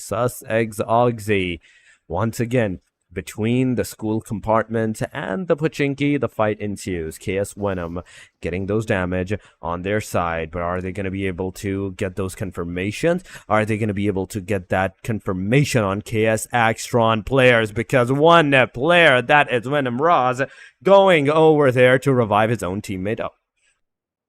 And we'll just have to wait and see what will happen next between KS and Sussex Oxy, because it looks like they do have information as to where they are in the general vicinity, of course, but they are careful not to make any careless shots, because that would give away information as to where their locations are. But they are really close by. Just taking a look at the map, they are just right in front of each other's faces, but no one is trying to peek, no one is taking that risk. So right now, 4 versus 4, but not much just happening. But KS, they do have, I believe the table hasn't been updated, because I thought they had a knockout, but they do have all 4 members left standing. So this is a standoff. It's a stalemate. Not much happening. They are just camping it out in these opposite sides. So for now, we'll just have to wait and see if anyone will try to throw some shots and see if they will get any eliminations on either of these two teams. Yeah. How many of these players are going to get eliminated? This is a bigger question, but are we seeing once again the fight insinuating between those two teams, the KS AXETRON and the team Sussex Oxy? Because I do see some knockouts. Casanova, Blade together in a single car. They're moving away, but Cynix getting that grenade up. Once again, Dehan goes over. Fofo gets taken down. Arif gets a complete elimination on his side, and KS Venom, KS AXETRON, they are getting those eliminations for their name. Definitely that is the case right now at the perimeter. 13 teams are remaining. 49 players are alive. Hunter, oh my goodness, gets a knockdown, and Fims, the last guy, the last lady standing amidst all of this fight. She's the only hope for the teams, and there is nothing actually that she can do. She can also just go around the perimeter, just hold down the areas, try to take the advantage of the positionings, try to take down the advantage of the survival to maybe at least get into the top 5 now.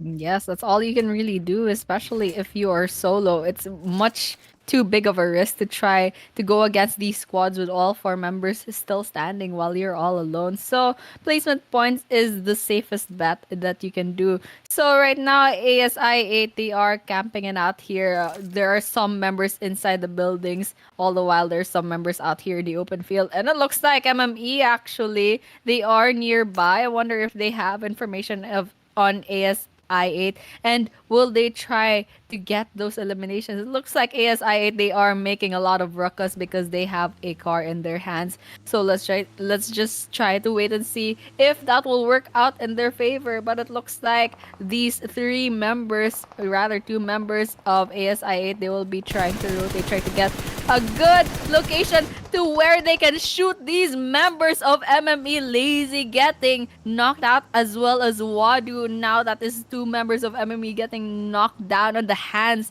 of ASI8. Will they finish the job? Will they finally get another elimination in their name? And it looks like Wadu goes down first, and followed by Extreme. Another member, Lazy, come on, get the last elimination. Wipe out MME and by the hands of ASI, but it looks like they won't be getting the last member of MME. It's probably missing in action, but MME is still up and standing in the map, so it looks like it's not all over just yet for their team.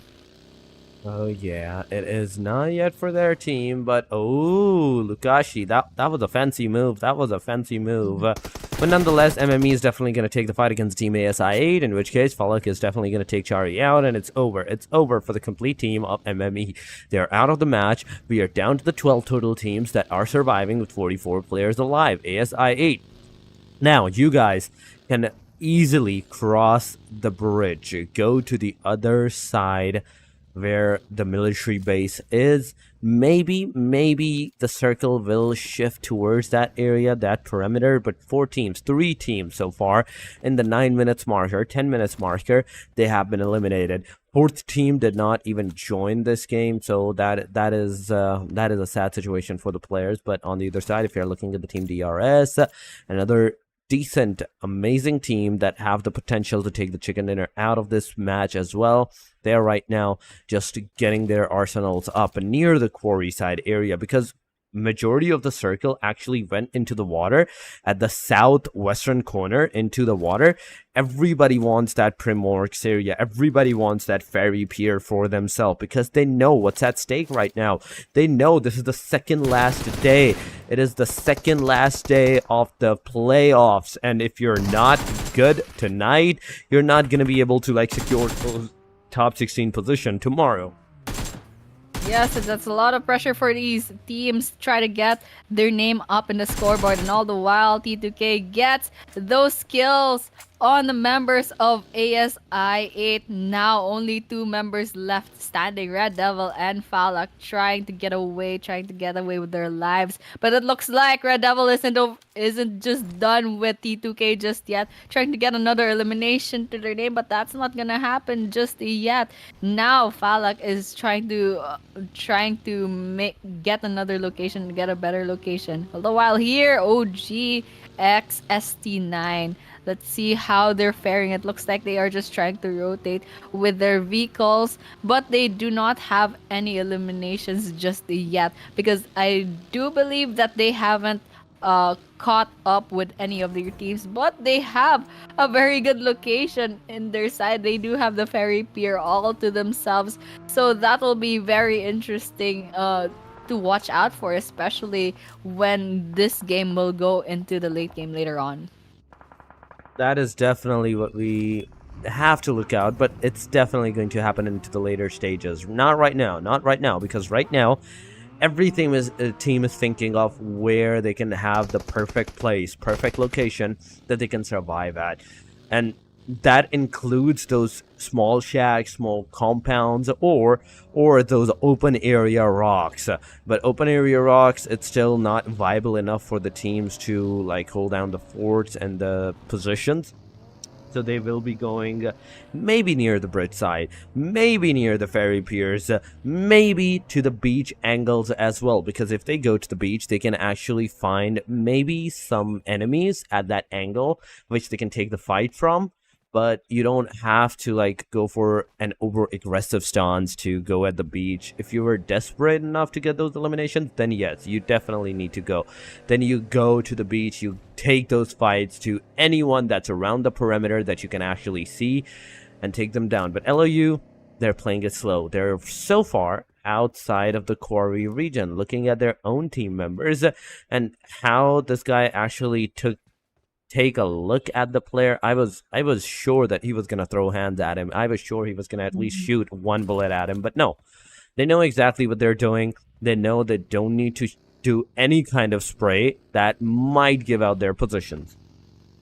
I agree with you right there, and that's all in the trigger discipline, which is going out the window now that another member of FW Esports has their vehicle out and about making some noise. But all the while, it looks like we have some skirmishes between T2K and DRS, and it's not over just yet. It looks like members of DRS are going down one after the other. This is a 3 versus a 3. I believe there's still 2 members left at least standing. And DRS 2 knocked out as well. Not looking very good for DRS. Numbers advantage going to T2K, and Killer gets knocked out, and DRS X goes to their grave, and it looks like DRS completely gets eliminated off of this map by the hands of T2K. But it's not just over just yet. They spot Last of Us Blade, and they try to get that knocked down, but it looks like Killer YT gets Ruts as well, and it looks like it's quite a mess. T2K, they do get eliminated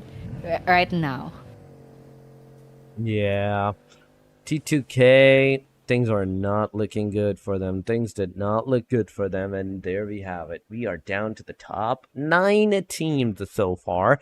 Casanova, S12K in the hand, trying to give the cover, but Ghost, why are you not together with the team? Why are you so far away from your team's perimeters, from your team's surrounding? You can basically do nothing at this area. Not even a single cover, not even a single bullet is going to make a dent for your team, whereas everybody else is near the roadside. They're taking those fights, they're getting the damage on the players. Also, they did receive the damage, and that's exactly what you need to do. You need to get back to your team members. Be a 4-man, not be a 3-man and a 1-man split cell angle. No, this is how you get early eliminated into the match, because one by one the players do this and they get fined out at that time. So if you don't get fined out, then I do believe that you're good maybe at that time. But aside from that, just look at the mini-map. So far, Team FW, SG9, they're close line to each other.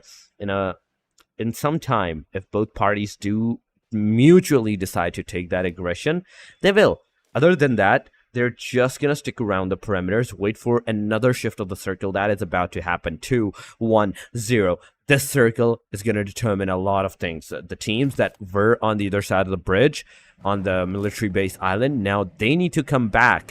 But Team SC9, Team PWFW, in fact, they are safe. They are in the safe because the circle has actually shifted toward the water region. But I'm not really liking the situation between ST9 and FW, because yes, they do have a secure location and they aren't getting picked off because they're kind of just in a stalemate right now. They're just in a standoff.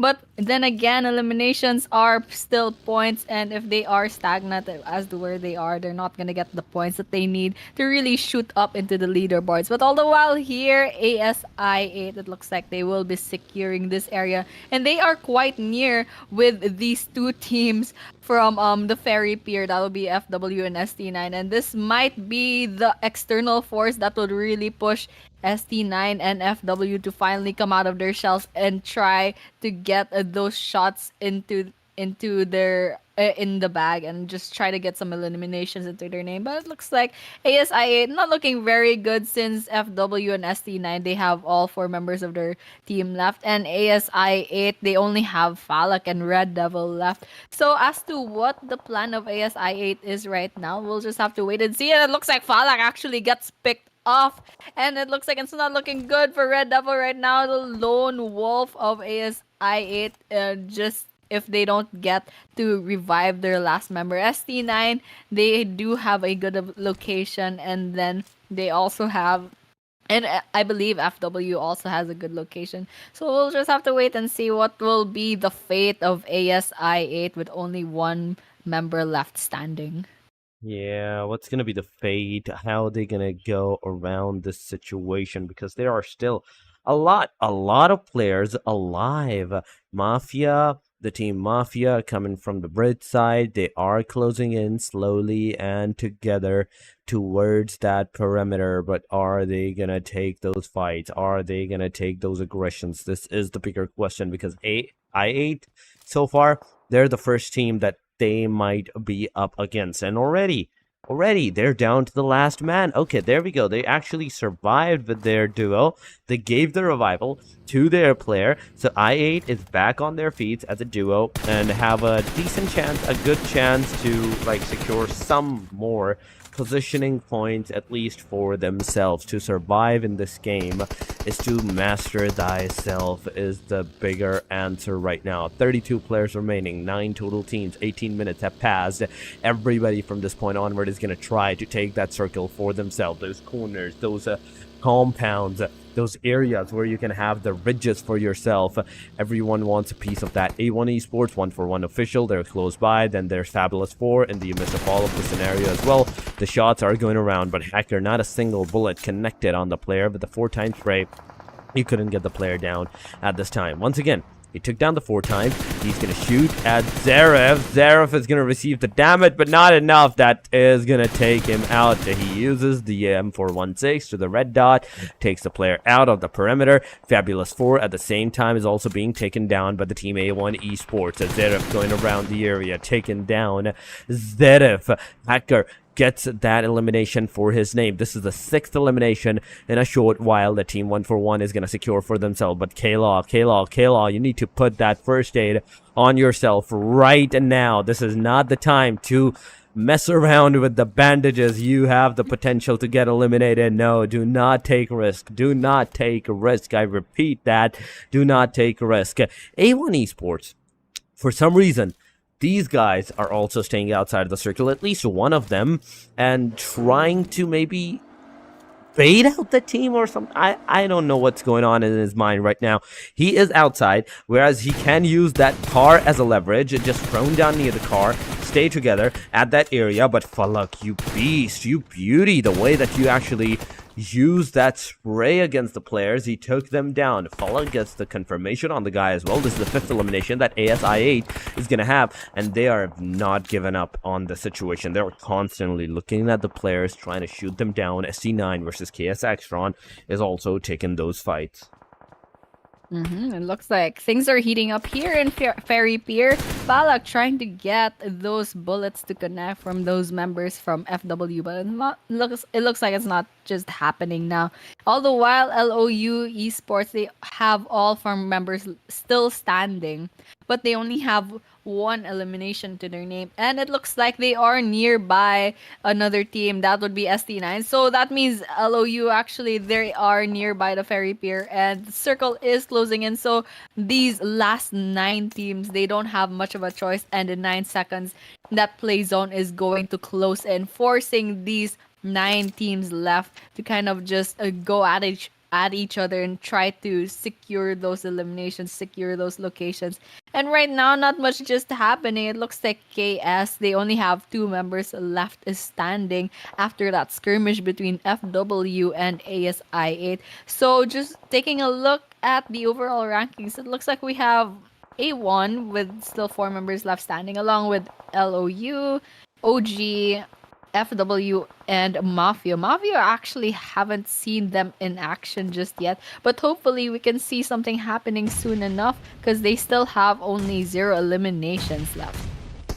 Yeah, they have so far 0 elimination, but there we go. A1 Esports, they have their first. FW, Mafia, Fabulous 4. Those are the bottom line teams. FW, Mafia, you guys still need to do some work. You guys still need to get some eliminations, but Fabulous 4, it didn't work out for you guys. You got eliminated. On the other side, A1 Esports against the team Last of Us. At this point, they're taking that fight. Hitman closing in, but no, he manages to take down 1 player, but Crypto was on your left side. You couldn't get him out. There we have it. There we go. Elimination ensues, and LOU Crypto takes down A1 Esports out of the equation straight up from this point onward. Now we are down to the top 7. LOU still 4 men standing. They are gonna revive their players. Everybody's gonna get back up. ASI8 with a duo, AXETRON with a duo, then OG, is a 4-man alongside of the Team Mafia, but 141X, FW, they are a 3-man squad, a trio going around. And that was 22 minutes into this Erangel map. It's going the usual pace of an Erangel map, but right now just taking a look at ASI8, they are holding out. Although I thought they were in trouble, but it looks like they are doing a good job surviving there in Ferry Pier.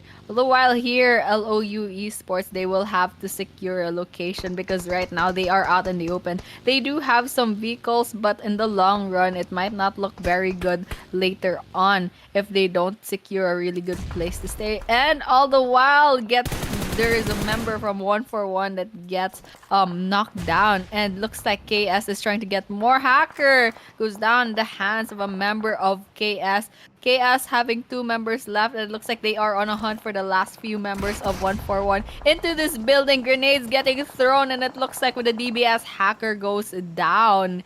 And that is a domination from a member of KS. KS actually, and actually we have 5 eliminations to the name of this team, and one more DBS knockout, this time on the side of 141 against this member of KS. So right now, last man standing, Cynix from KS. What can you do when 141? I believe there's another member of 141 out here, but all the while Mafia joins the fray. Let's see what they will do right now here. It's quite a mess in this very little circle. A lot of things will be happening one after the other. People get knocked out, people getting eliminated.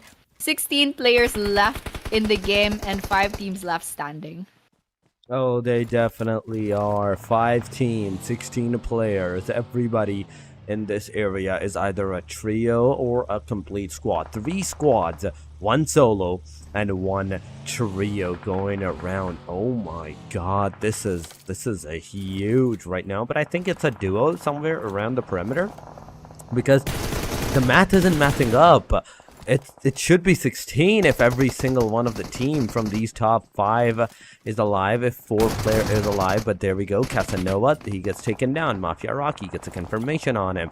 Though their 6th elimination of the team LOU that they are gonna have. Okay, they are missing 1 player into the live ranking scenario. Grenade goes over, 1 more player gets taken down. Can it be a confirmation on the crypto side? Ghost is low, grenade coming around, but oh, okay, that is not the grenade on Ghost side. It's actually a grenade from Ghost side all the way up to the Team Mafia. LOU down to the last 2. ASI8 solo player. Mafia, on the other hand, just look at their positioning, look at the players, how they're actually like staying around the perimeter, but nobody has the circle. The best thing about this circle is that nobody has it, and I love it. I honestly love it. It's gonna ensue chaos so much on every single one of the player. Blade gets to 1 player, Negage taken down, but Rocky comes over, takes Blade down. Ghost is the final hope. Ghost is the only hope for the player. The shot on the headshots are getting connected. The players are definitely getting some damage on their side, but LOU Ghost outside of the circle. He's receiving the damage. He's gonna throw those smokes. The Molotov is gonna ensue. He's gonna take 2 players down. Oh my goodness, you beauty. Another grenade is going towards the demon side. Demon, are you gonna get down? The answer is no. He barely survived. Rocky gets a finisher. Another grenade is going around the perimeter. 5 seconds, 4 seconds, 3, 2, 1, and is it going to burst down the player or not? The answer is yes. It's a 1 versus 3 that Ghost has actually provided for the team. Elimination on Mafia Esports. FW right now, they are still alive. Team ST9 is alive. OG ST9 is surviving with the 3. Man, this is good. This is great. LOU, ASI8, I have my hopes up for these guys right now. Wow, LOU Goes is an absolute beast right now. Doesn't matter that he's the only one left in their team. They're not scared. They're trying to get those eliminations, and it does work out. But until now, actually, Ghost does get eliminated. But they had a good run and absolutely really good performance in those last seconds. It's like he wasn't afraid to die, you know. At least try to get those eliminations.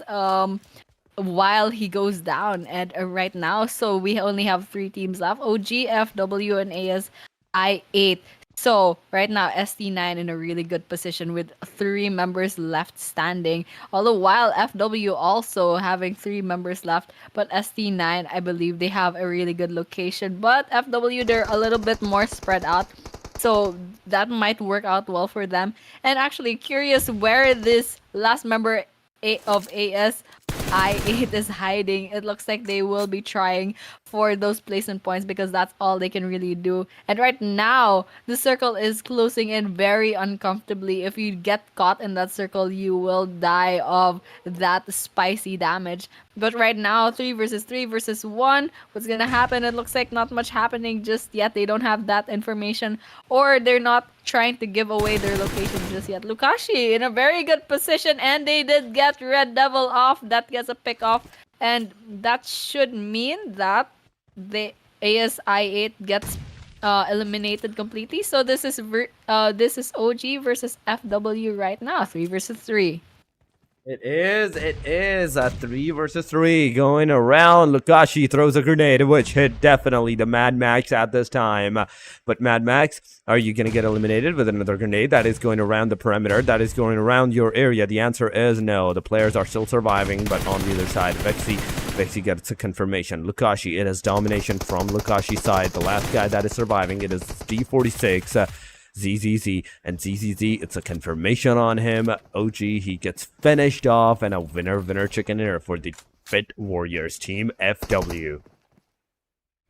Wow, that was a crazy last few minutes of the game, but that was quite a long run for that Erangel map, and that ended in the winner chicken dinner for FW Esports. Congratulations, they are overall ranking at number 15. Match points is 16. Total damage 1087. Total eliminations of 6 with a total points of 79. So congratulations right there. Just taking a look at these members. Skyfall gets 2 eliminations. Junayat 0. Lukashi gets 4.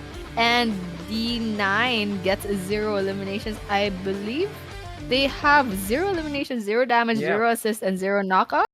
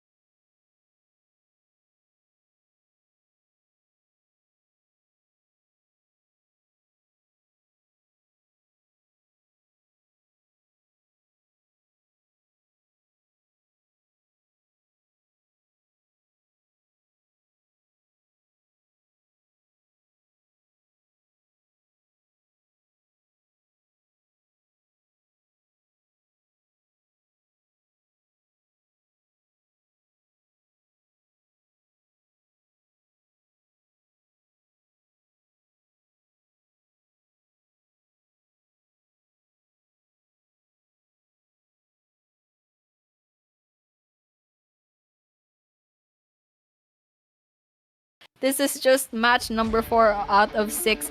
Still, the pressure is on. Total points 16 in this Erangel. So there are 2 maps left on this day 4. And After that, it will just be day 5 and the pressure is on to try to get these points up into the leaderboards.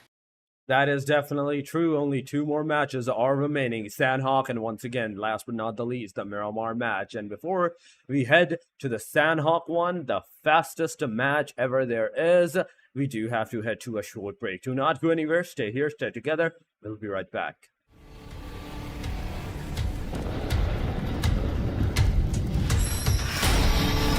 I have returned.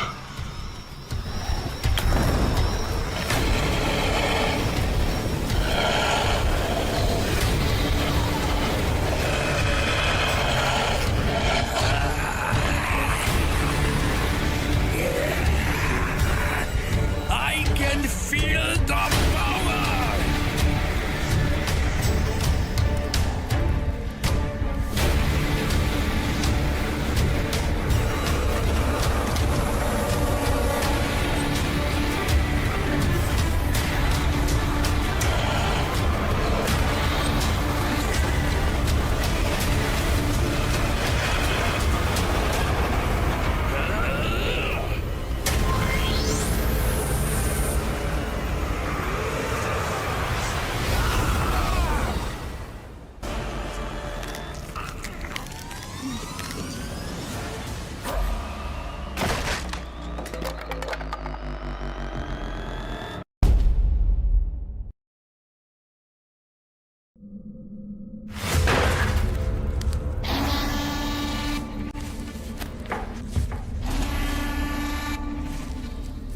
Bro, Zelmi? I'm really scared. Yeah, man, don't be scared. I'm here, okay? Ah! You were saying you're so brave. What happened now? Man, what is this lone survivor guy even saying? He doesn't even have subtitles. I think he's saying we shouldn't have opened the book. Lone survivor guy is the most intelligent among us. I'm sure he's asking us to open the book. By the way, what is this? This thing seems very valuable. Give it to me. You'll break it. I can break girls' hearts, bones of enemies, but not this. I'm sure I go. Whoa, whoa, whoa!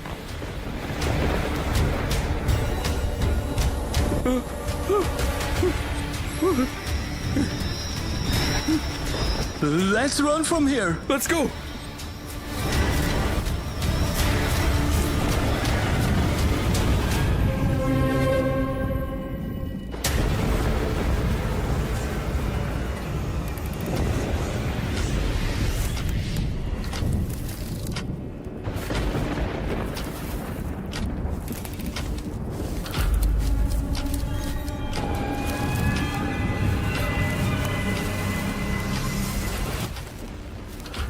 These seem like werewolf experiments. And this?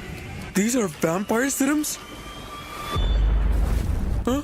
Look, this must definitely be Dracula. Should we touch it? No. We shouldn't touch it at all. But let me tell you something. I've seen in movies that cracking the serum gives you extra powers. He's saying not to do anything like this. Oh man, are you understanding this better? Maybe he's saying to try it. Look, even the diagram on the wall suggests it. The picture says it all.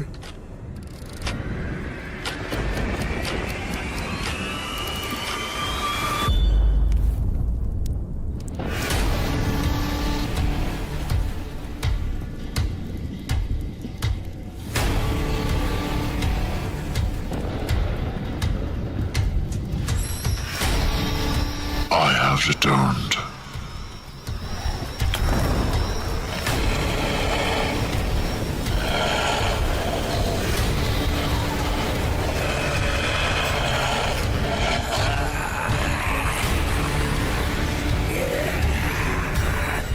I can feel the power!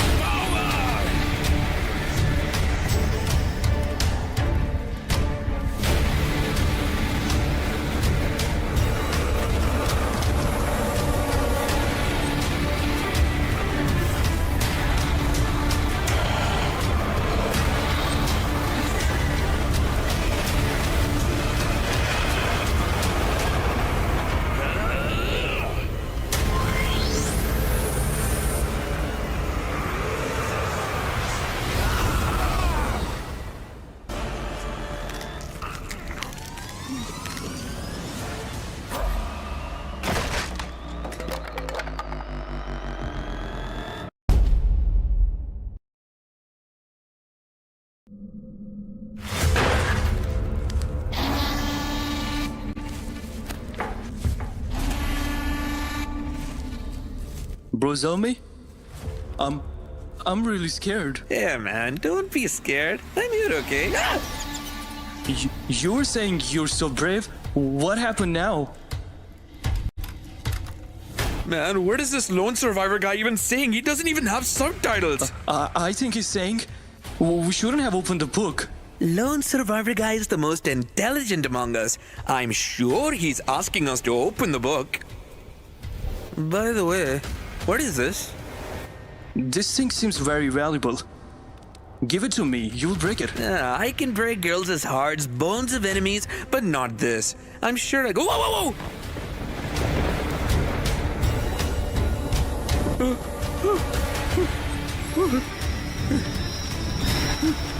Let's run from here. Let's go.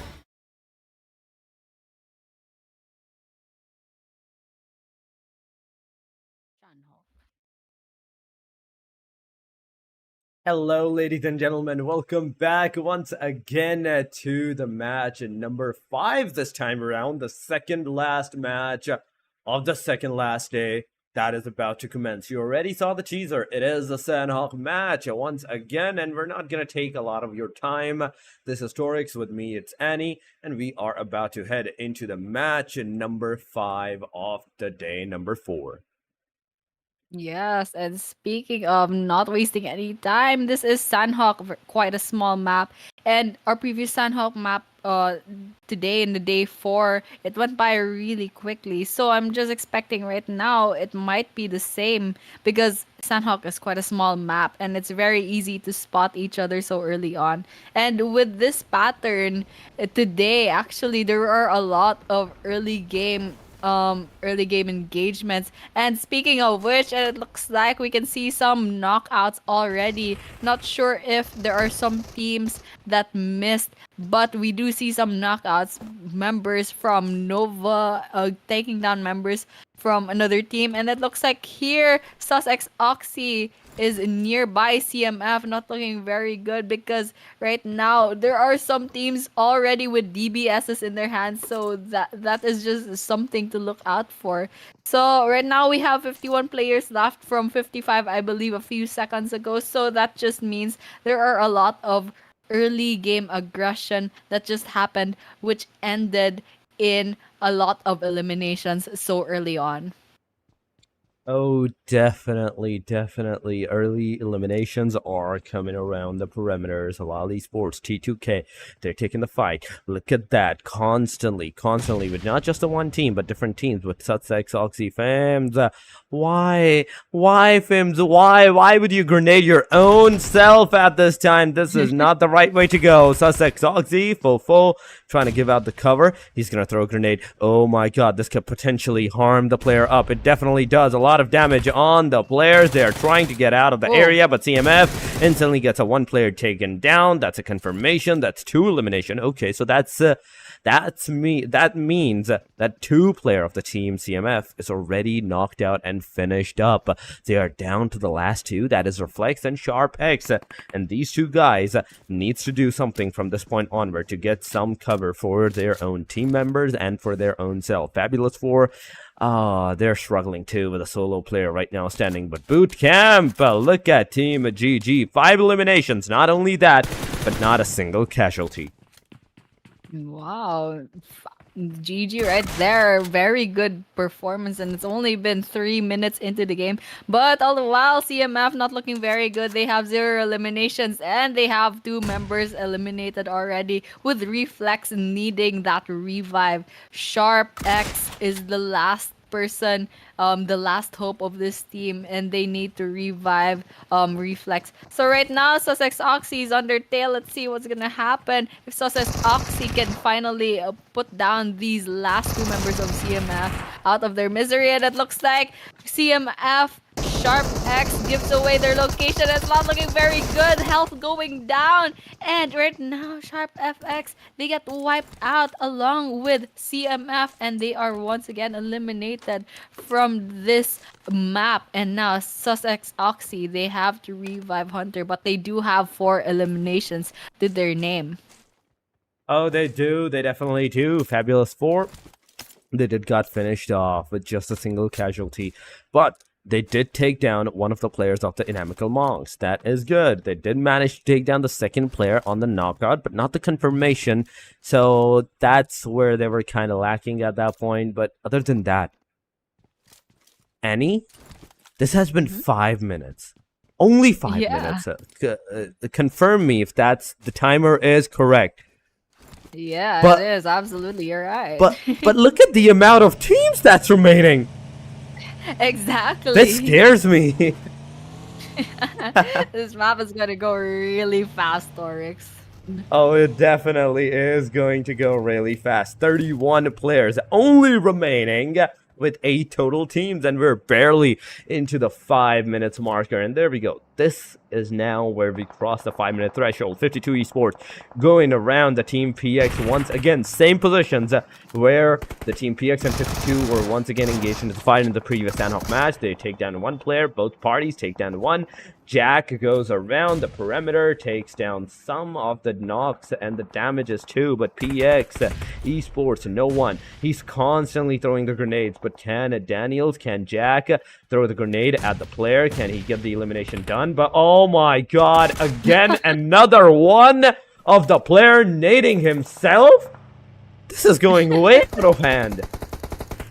Oh man, we all need to go to sleep because we are hitting grenades at each other's faces.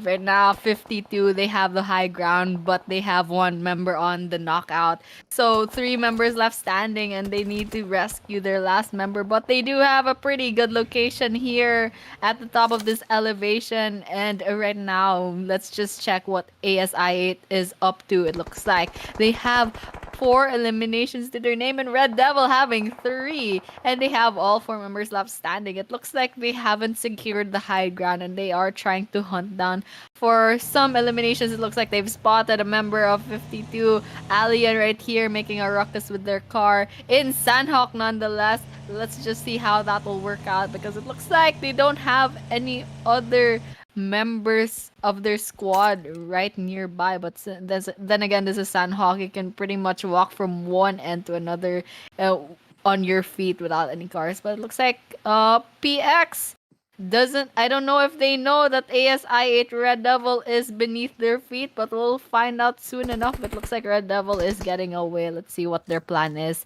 right now.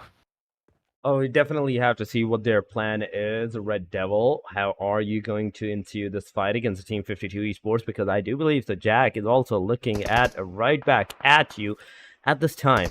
It's not going to be long before he can shoot at you as well. But, ooh, he got some damage. He got some damage on himself. Jack, it is.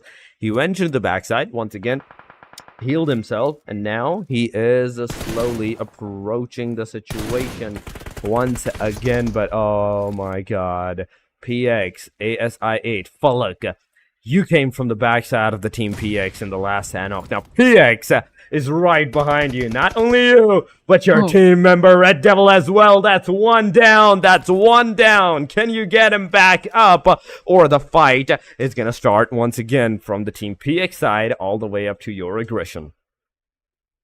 We'll just have to wait and see what will happen next. Red Devil is still knocked out, and these last 3 members of ASI8, I don't think they can find the perfect opening to go and rescue their member. And meanwhile, PX right here with the pink house and pink costume, they have 2 members left standing, and they can see ASI8 trying to get those bullets, but they are not connecting. They don't get any of those eliminations or knockouts. And right now, a numbers advantage, I believe, goes to PX and ASI8. They do have all 4 members left standing. Until now, it looks like Red Devil finally sees the end of their life, and it looks like ASI8, actually the leaderboard hasn't updated just yet. I'm not sure how they are faring, but it looks like Nochi is getting knocked down as well from a third party, 52. It looks like they have spotted ASI8 and they are out for blood. They are out for some eliminations. Jack Daniels rushing in with their car, trying to get one more kill. It looks like they just miss Falak. And Jack Daniels does get Falak with that DBS and try to finish it off with a grenade right now. Oh, he definitely did. He definitely confirmed that PX's knockout. I am so sad for this team right now. They stole it right from their own faces. But there we have it. Jack Daniels now throwing the grenades. Is it going to hit? The answer is no. It was a really good grenade, but the player had other position. Just look at him. He's right on top of the stairs on the other side. Ratata. He is waiting near the door. Anyone enters through this door is going to face the wrath of the DBS. And as his name suggests, he is definitely going to spam that gun like that his name. But Victor coming around, taking the grenade on Jack, and Jack goes down. That's a knockout. That's a knockout. ASI8 has for themselves Allianz slowly approaching the situation. You have a corner. You have the area through that window that you can possibly take down one of the Team PX's player, but in the hands, a grenade. He is going to throw it out, but oh no, oh no, oh no, things might not look good for you, but Zero Kill MVP comes in for the rescue. Ratata gets taken down, the last guy that is surviving. He is trying his level best. Jack wants to go forward. Jack wants to get that final nail in the coffin. The player has already came from the backside, takes down one, takes down two. Oh my god, this could have been detrimental, but Alian comes in for the rescue. It is over, and 52 takes this lead. 6 elimination, PX out of the match. Wow, PX versus 52 right there. That was quite exciting to watch, but in the end, it was 52. I believe that came out victorious, but they do have 2 members still on the knockout, and it's not over actually. As Victor, they get shot in the face. And that is just not a good look for them. And 52 not looking really good as well. They have 1 member left standing too in the knockoffs. It doesn't look like they are in a really good position right now. It looks like they will be eliminated soon enough if they don't get this in the back. Okay, there we go. 52 is up and running. They're back in the game. And Sussex Oxy, it looks like they have a little bit of skirmish with a Star. And it looks like Star right here, they are trying to see if they can get a little some more eliminations. But let's see what RLX is up to. It looks like they have secured a high ground position, and now they are just looking to snipe any potential eliminations. But right now they don't see any other teams on their scopes, so for now they won't be getting any eliminations yet to their name. Oh, they are not getting any elimination so far yet to their name. It has been 12 minutes on the clock. 17 players are remaining with 6 total teams surviving. RLX, one of the few teams that have not insinuated in any kind of fights, in any kind of tussle, and they're all 4 man alive. Still waiting at the Paradise Resort for somebody, some team, to cross over their location and try to take that fight for their own name as well. But 17 players, second stage. This is putting a lot of work for a team. Like, try to find where the enemy is, go there, take that fight. You have so many places to go, and this has been such a short time. We have officially lost majority of the team, almost 80%, 70%, let's just say, of the teams before even the 3rd circle ensued.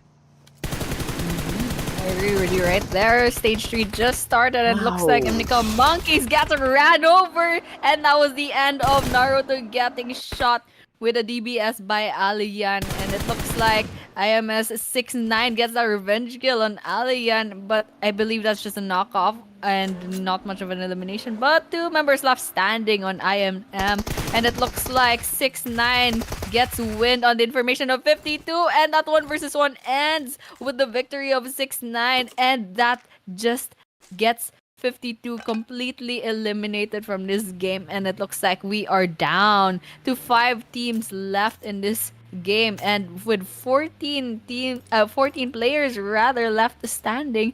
How will these last 14 players play this game, play the rest of this game with only 13 minutes, and we're only stage 3 into the circle in this Sanhok map? Oh yeah, we are in the Sanhok map with 13 minutes, 14 minutes passed. and only 5 teams remaining. Now, this is the time, and I tell you that nobody is gonna take those fights because nobody even know where the other side, where the enemies are actually situated at right now. Everybody is thinking that yeah, we are good to go. We can survive this area. Even if they do get out of the perimeter to try and find the enemies, there's still going to be a lot of time, at least 1 or 2 minutes. It's going to take them a minute or two to find out where the other enemies are. Aside, I'm not saying that the teams should go to the major drop locations to take those fights, but I think they should right now. Yeah, I really think they should right now because not much is happening right now, and I want to see some action. But this is stage 3, and we'll just have to be patient. Let the play zone do its job. Right now, 5 teams left standing. It looks like RLX, they still have 0 eliminations. It looks like they haven't had any luck into running into some skirmishes, into some clashes with the other teams. And right now, it looks like GG, they also have all 4 members left standing. They're doing really well. I believe those 5 eliminations were from the early part of the game, and so far they haven't had any bad luck after that. And now for the other rest of the teams, it looks like MAFIA Monks, they have 2 members left, as well as Star and Sussex Oxy, they have 2 members left as well. It looks like RLX and GG, they have all of their members left up and sunny. And it looks like DRS and HORAA, they miss the matches again. HORAA missed 2 matches in a row. DRS, they didn't miss this one match, which is unfortunate. They are quite high up in the leaderboard, but we'll just have to wait and see how this whole tournament will go out and how these misses will affect it. But for now, we'll just have to keep our eyes on the remaining 5 teams left. I wonder if anything will happen, or will they wait for the right time to strike? They definitely will wait for the right time to strike. That I can tell you for sure. For sure, man. At this time, everybody wants a piece of the other team, but the main concerning factor is that nobody wants to lose. Nobody wants to get those eliminations on themselves. And I'm talking about those teams that are still a duo. Like, look, GG, Team RLX, they have no tension. They're all 4-man squad. If any teams comes close to them, that's a fight that they are willing to take. But aside from that, Sussex Oxy, Team Star, and INIMICAL Monks, these 3 names are the one that might struggle a little bit in this perimeter on where they're going to take the fight, how they're going to take those fights for themselves. Because if they're not like going too much caution, they can end up being the first team out of these 5 teams that are alive to like get eliminated first and foremost. And INIMICAL Monks, their position are at the corner of the circle. The other team is kind of like close to them now, and Sussex Oxy, they have surrounded the perimeter. You can see at one corner at 1 degree on the northern side, there is a team that is at the situation. Looking at the map, we can see the GG at the Paradise at the very center of the circle, but Paradise Resort, Team RLX, they're still situated over there. Team Sussex Oxy, they're coming in inside of that circle from the northern side. And Star is going to take that fight against the team INIMICAL Esports. Pinkman, RD, the solo guy that is surviving right now, is going to be going up against a team INIMICAL Esports. Yes, interesting. Interesting to watch how Pinkman will play this off now that he is surrounded on all sides by different teams. Star, Pinkman, the last man standing. What can you do when you are out there in the open field, an open target from 3 different other teams? But let's just have to wait and see what Pinkman is planning to do, because so far these other teams, it looks like INM, they have the potential to gatekeep Sussex Oxy, just taking a look at the map a while ago. But let's just have to wait and see how that will play out, because it looks like not much is happening. As you said, these teams, they don't want to get picked off. They don't want to take the risk, although they have to get those eliminations. They do not want to get eliminated either. So it looks like we'll have to just stand and wait and see, and just wait for the circle to do its job to force these players to come at each other, because it looks like that circle is straying away from Paradise Resort, and it looks like Pink Man sees their end, Star gets eliminated, and now we only have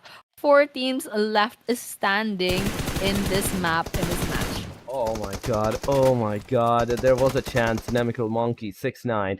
He could have taken down Oxy Arif that moment, that instant. Now Fims is gonna take a shot at you. She's gonna take you definitely down, but Arif, on the other hand, he still got the damage on him. And now I don't think so that there is enough time that Fims can go over there, revive his own teammate up, back on his feet, then gonna go forward. This is one thing that we do have to see. But we are down to the top 3, ladies and gentlemen. We are down to the top 3 with 10 players remaining. RLX full squad. That is 4-man. Then we have GG's, no, it is Sussex Oxy Fim that was still alive. I think that was somewhere around the perimeter, a duo at that area, but oh, that is a beautiful shot. Tabs getting that shot on Kaido getting that finisher straight up on himself. Sussex Oxy, solo player, RLX, a full squad. Then at the least we have the GG with a trio right now, in which case Destro is closing in, trying to throw those grenades out. But the main concerning thing that RLX should do right now is hold down that circle. Get inside of that circle, hold that corner, because you know the other team is going to be coming in from that side of the corner of the circle. So you can push forward, you can hold that circle, and you can make sure that the other team is the one that's not going to be able to enter. And with that information, you're sure that if you are RLX, you are sure that the other team, and that in this case will be GG, they will try to get into that circle. And of course, you can go and try to gatekeep that area and try to get some eliminations. But it looks like GG, they are getting into that circle, except for Fims, because it looks like they're not doing really well.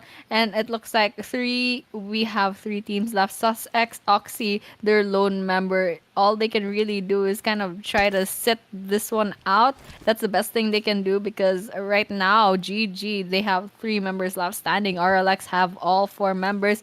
Grenades being thrown by Iron right here. Let's see if they can hit anyone. It looks like that's not happening just yet. And this circle, it's closing in on this slight elevation. Let's see how that will play out. This might turn out into a grenade battle. Sussex Oxy finally gets eliminated. Their one last member gets picked off. Now this is a 4 versus 3. Iron shooting some bullets onto the side of RLX, but none connecting so far. It looks like Thabs is in trouble. Thabs gets knocked out. Destro as well. Destro gets eliminated. And it looks like RLX, Sana, AF, they are behind this boulder trying to get a little bit more eliminations, but their grenades are thrown. And that ends the match number 5 with the victory of Guts and Glory. GG, congratulations. RLX gets eliminated, and the winner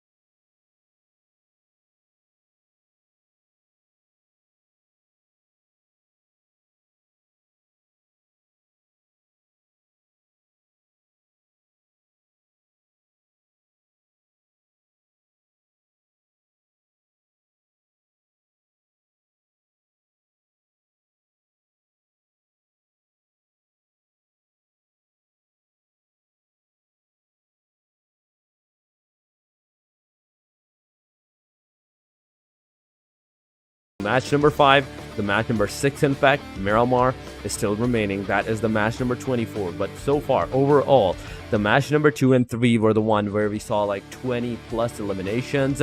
And now, before like the match number 6 actually start, the final match actually begins. The teams drop down into the final destination of the day number 4. We have to take a short break as well. Do not go anywhere, ladies and gentlemen. We will be right back. I think he's saying we shouldn't have opened the book. Lone survivor guy is the most intelligent among us. I'm sure he's asking us to open the book. By the way, what is this? This thing seems very valuable.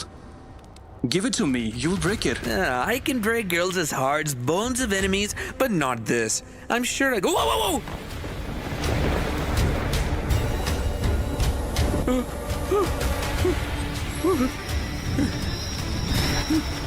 Let's run from here. Let's go.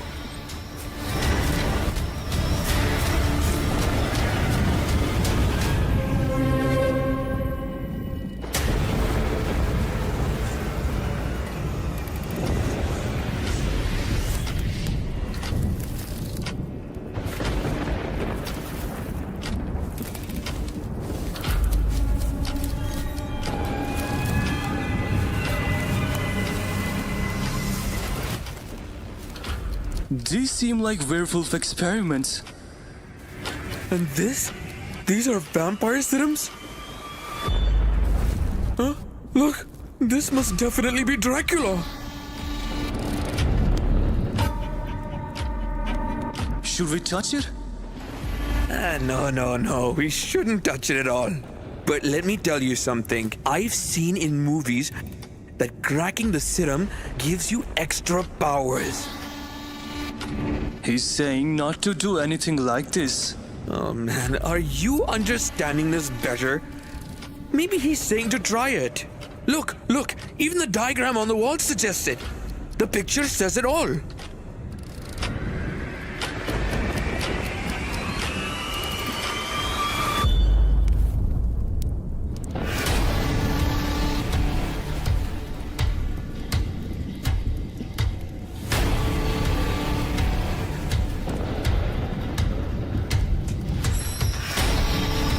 I have returned.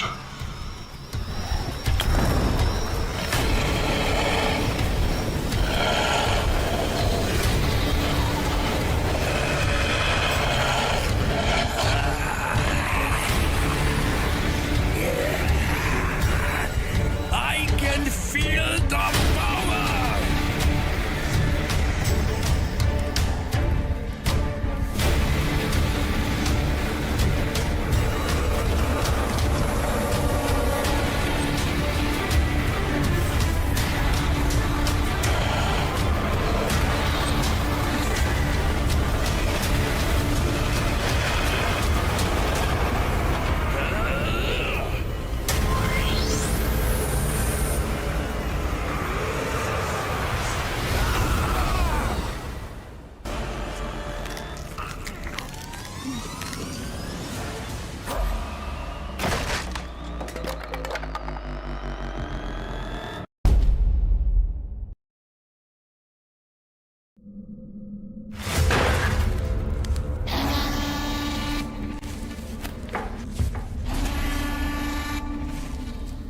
Bro, Zelmi? I'm really scared. Yeah, man, don't be scared. I'm here, okay? You were saying you're so brave. What happened now? Man, what is this lone survivor guy even saying? He doesn't even have subtitles. I think he's saying we shouldn't have opened the book. Lone survivor guy is the most intelligent among us. I'm sure he's asking us to open the book. By the way, what is this? This thing seems very valuable. Give it to me, you'll break it. I can break girls' hearts, bones of enemies, but not this. I'm sure I go. Whoa, whoa, whoa!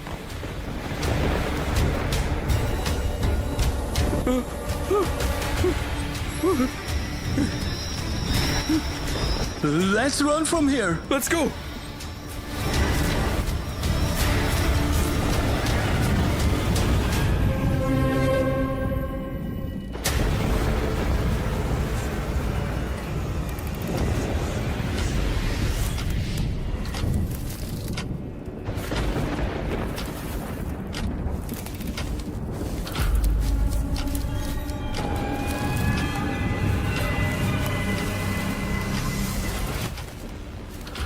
These seem like werewolf experiments.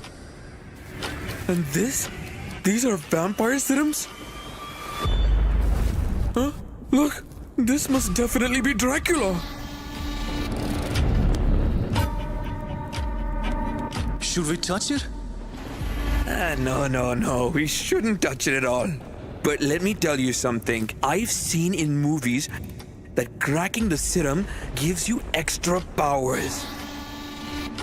He's saying not to do anything like this. Oh man, are you understanding this better? Maybe he's saying to try it. Look, even the diagram on the wall suggests it. The picture says it all.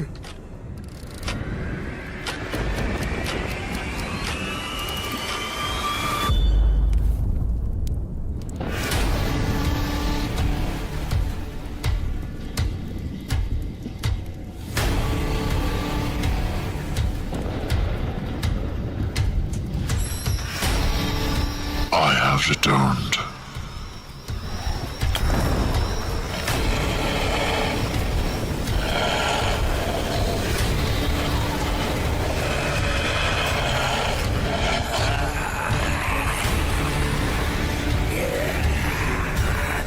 I can feel the power!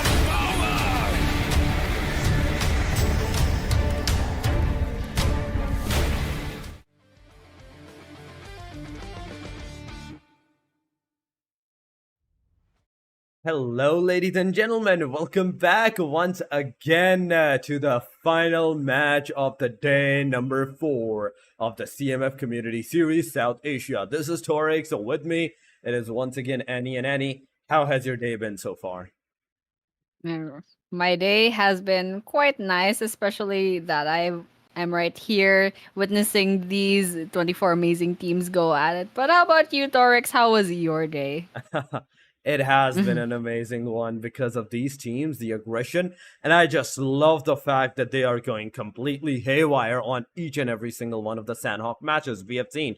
The first Sandhawk completely finished off in 19 minutes. This one also within the 20 minutes marker, it finished off. But now it's time for the final match to start, the final Miramar match to take its leap for the players, for the teams, and put them into the tussle once again. So let's head over to the final match and see how the teams are going to play it out.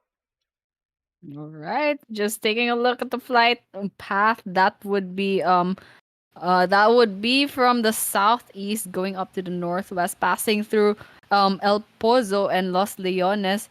So we can expect that the northeastern part, especially Campo Militar, no one will probably try and go to that area. But Sussex Oxy, where are they going? It looks like they are trying to go into the most south part of this Miramar map. And it looks like the circle will be going on to the western part of the map. So, as always, as to expect, Miramar is a map where you can expect that you have to get those cars and those resources in. We can expect some high ground matches with some snipers in, but we'll just have to wait and see. It looks like CMF, they have another team contesting this area right here. They have landed in the same place. Let's see if they have the information about each other, because right now it's still quite early on in the game. Your priorities would be looking for resources, and if you do not have the guns to go against these other teams that are contesting your area, then that just spells trouble. But so far right now, it looks like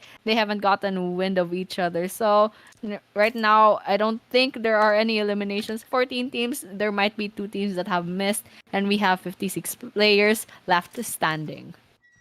Oh my god, yeah, it is 14 teams, 56 players. Oh my god, surviving in 2 teams. I don't think they even joined. They even joined this match.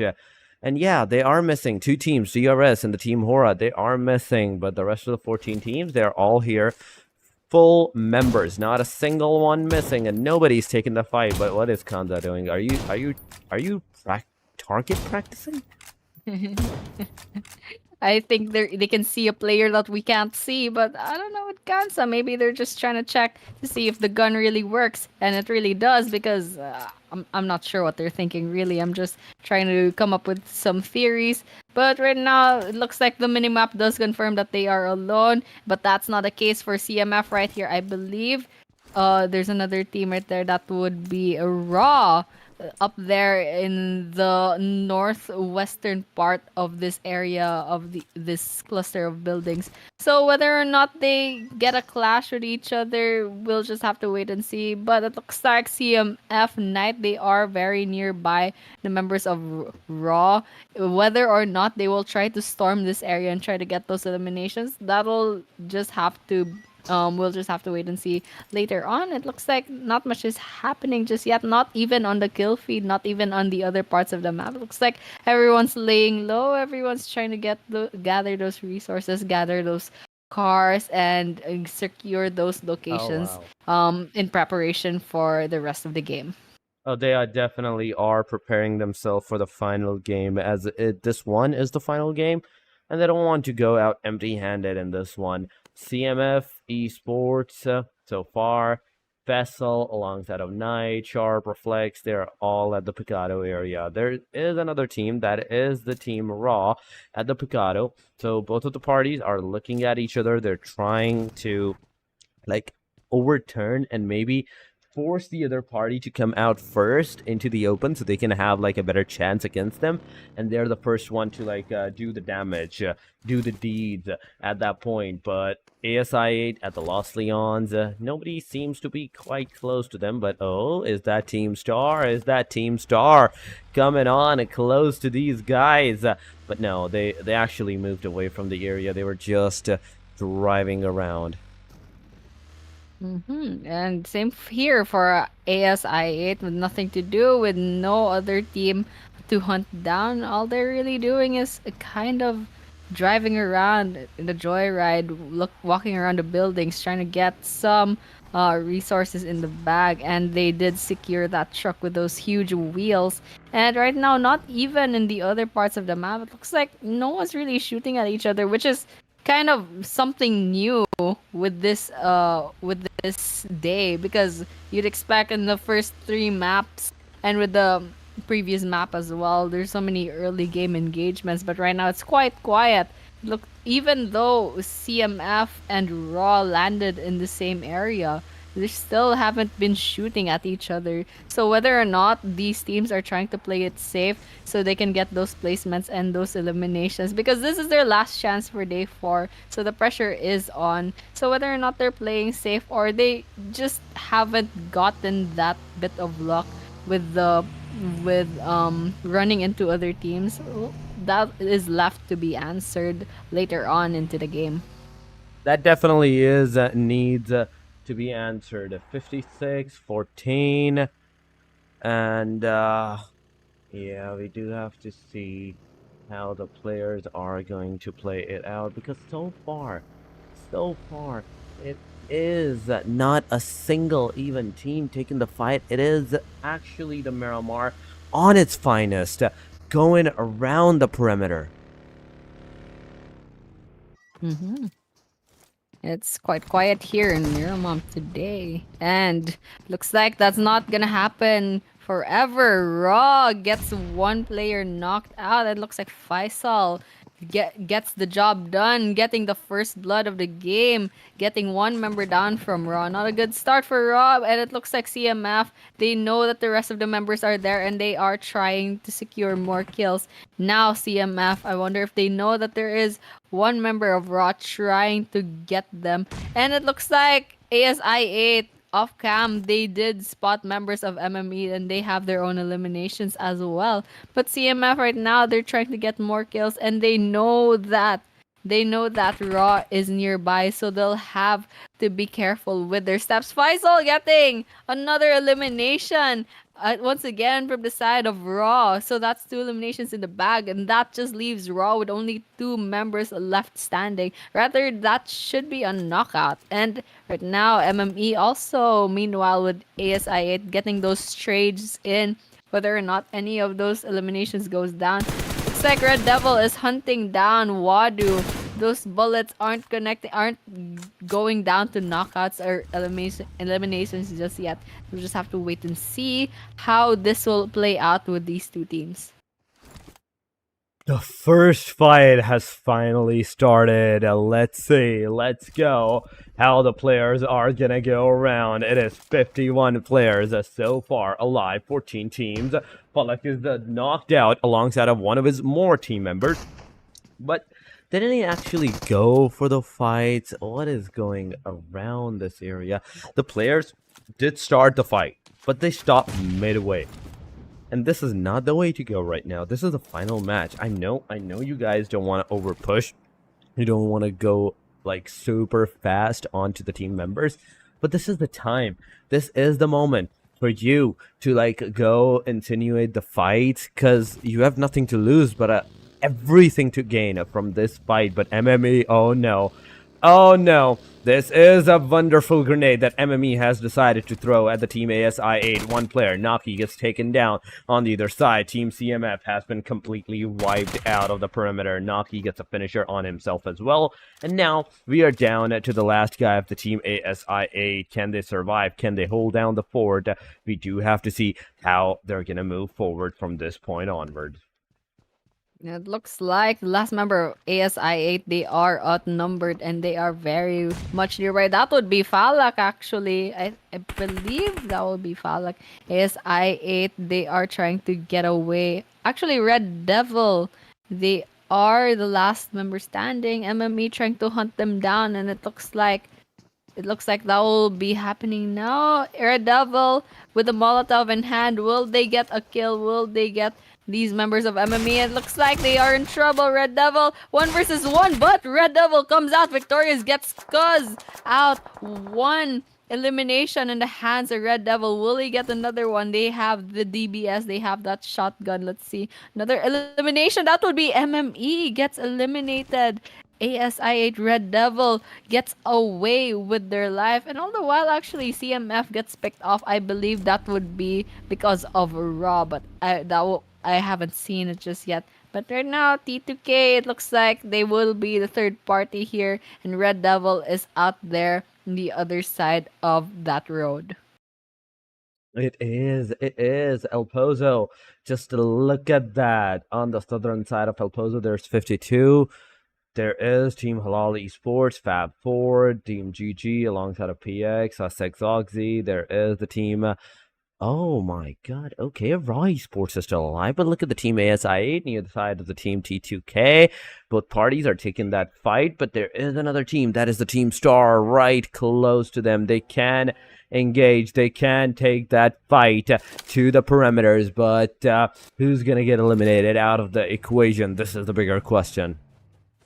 T2K, they're not looking really good. They had 2 members that were knocked out. It looks like Pinkman gets 1 elimination. And it looks like Shahir loses that 1 versus 1, gets knocked out. But Star, they still have 3 members left standing, and Shahir is only knocked down, and they are being rescued right now. Pinkman trying to get another elimination. They do have 2 already in the bag, and they are trying to hunt down the rest of the members of T2K. But right now, Star, they have the elevation, and it looks like Star takes down 1 more member of T2K. They get the knockout. It looks like there's only 1 member left of T2K.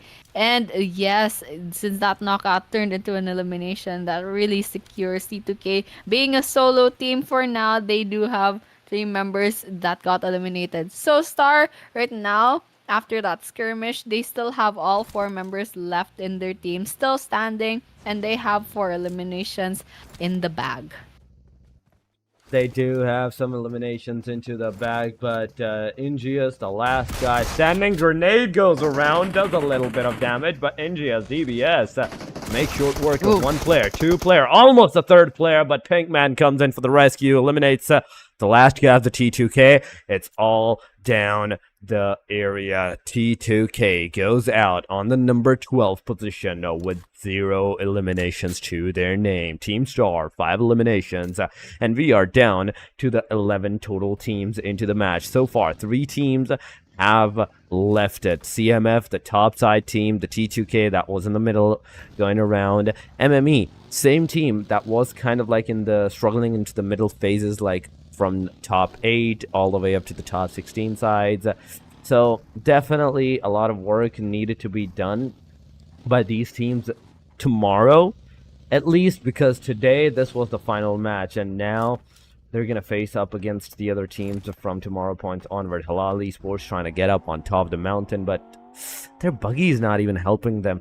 That is a sad moment. That we witnessed a sad moment right there. But on the other side, hey, he got out. He is trying to use that mini 14-8 time to look around the perimeter. He's not gonna find anyone.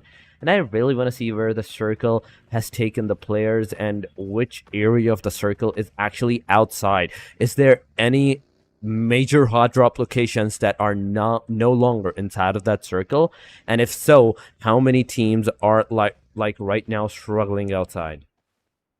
Yes, I'm curious to that as well because the circle will really determine how this game will go about. And it looks like Star is being gate capped by Red Devil right here, the sole member of ASI8. And still Shahir gets eliminated off by Red Devil, the devil himself. And right now, even though he's the only member left standing, it's not stopping him from trying to get those eliminations. 3 eliminations into his name, and right now Star is kind of trying to drive away. It looks like they are trying to get into the circle, but trying to fight Red Devil at the same time. And it looks like they really are not prioritizing going into the circle. They want that kill, and it looks like they won't be getting that just yet because I don't think they have the information that Red Devil is inside the building. But Red Devil will have to get out of there because the circle is closing in into that area. And meanwhile, INIMICAL Monks, they are here with all 4 members still up and standing. They secured this area right here, an open field but with some elevation, but they haven't run into any other teams. So for now, they will have to wait with still 0 eliminations. But ASI8, it looks like Red Devil got eliminated just then, and that just means the end for ASI8 for now. That definitely is, but look at the circle. Another shift is coming around. Where is it going to go? Is it going to go north? I do believe so. It's going to go hard shift towards the northern side, and that's exactly where it does. Oh my god, El Pozo is still inside of that circle. Monte Nuevo, where the Team 52 is holding their spot outside the perimeter. But RLX versus HALAL Esports, these 2 teams can actually take that engagement right now because you can see Dilla close, super close to the team HALAL Esports right now. In a short while, the fight can ensue. The fight can start, but what's going to be the situation? How the fight is going to start? This is a bigger question because HALAL Esports, they were on the top of the mountains, and now, even right now, they have not spotted the players. They have not spotted the players. So that means that there is still a chance that if they want to, if HALAL can stay like this, some other team might be able to spot them down and take them out of the way. We'll just have to wait and see if another team will walk past HALAL Esports. But for now, they're kind of just sniping at some moving cars. They do spot some another team. But HALAL Esports, they're just really hoping to get some snipes in. They do have that location, but whether or not they have the eliminations, that's yet to be seen. So 52, it looks like they have spotted another team. They're going at it against, I believe that would be Raw. And right now, they don't have any eliminations just yet, but there is 1 member of 52 that needs some reviving, and they do get that revive. And Raw right there from a distance, they're trying to shoot at them, trying to see if they can get that elimination in the bag. Jack Daniels trying to do that snipe, but it looks like they don't have that opportunity just yet. So right now, the 52, they're just waiting for the right moment to strike because one wrong shooting of a bullet, that would reveal your location. So it's all about the trigger discipline and waiting for the right time to strike. And so for now, it's a little bit quiet here in Miramar. Let's just have to wait and see if there will be any other regression that will be happening right now.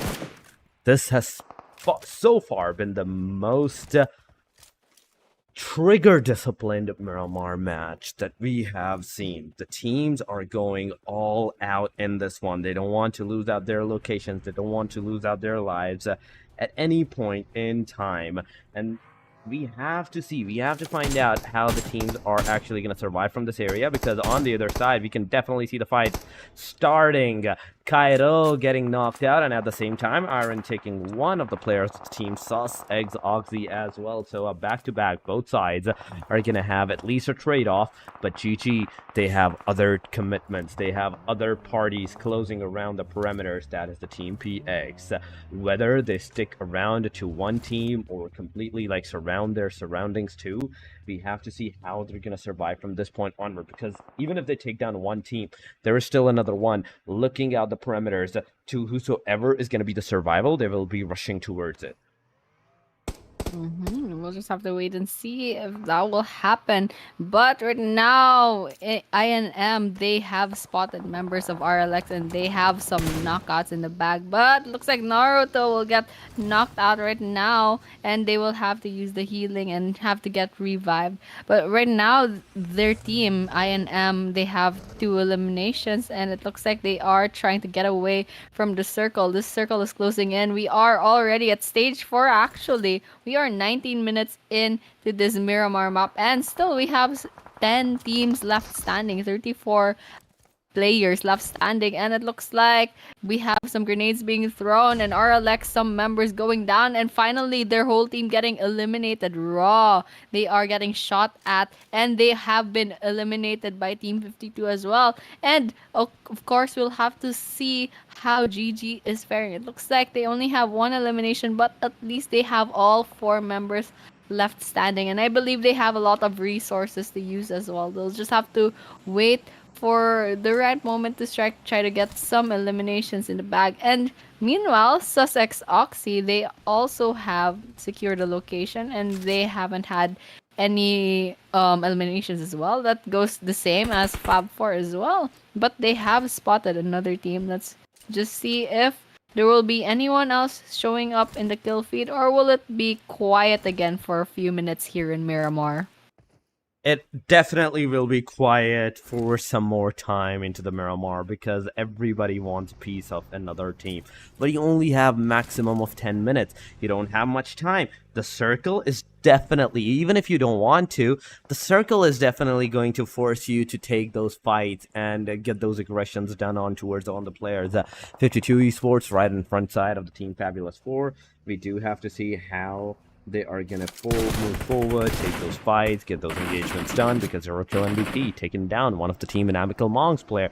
INIMICAL Monks, Naruto, comes around the perimeter, takes one of the Team 50 star player down. In fact, not 52, but star player down. So this is a 3-way party, 3-way rush that's actually is happening. Fabulous 4 is around the Team 52 as well. That's another team closing around the perimeters. The P90 definitely worked out. Take down 2 of the players. 52 Esports are down to their last 2 players from this point onward. I think last 1, because I can see 3 player knocked out into the live standing that yes, 52 Esports is struggling really much. Star gets a confirmation. Team 52 gets a confirmation as well, and oh my god, this is some big moves that happened. 52 getting eliminated, Star getting eliminated, Halal in the midst of that taking the fight against the Team INIMICAL Monks.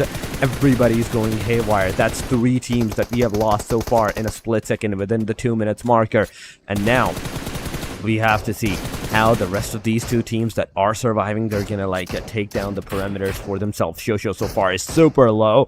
Halal Esports K comes in for the clutch, takes down CJ Boy, INIMICAL Monks, and now with this, it is over for them 2, down to the 5 total teams. Halal, Sussex Oxy, PX, and Team GG, full squad. Other than that, there's only 1 team, that's Fabulous 4 with a trio.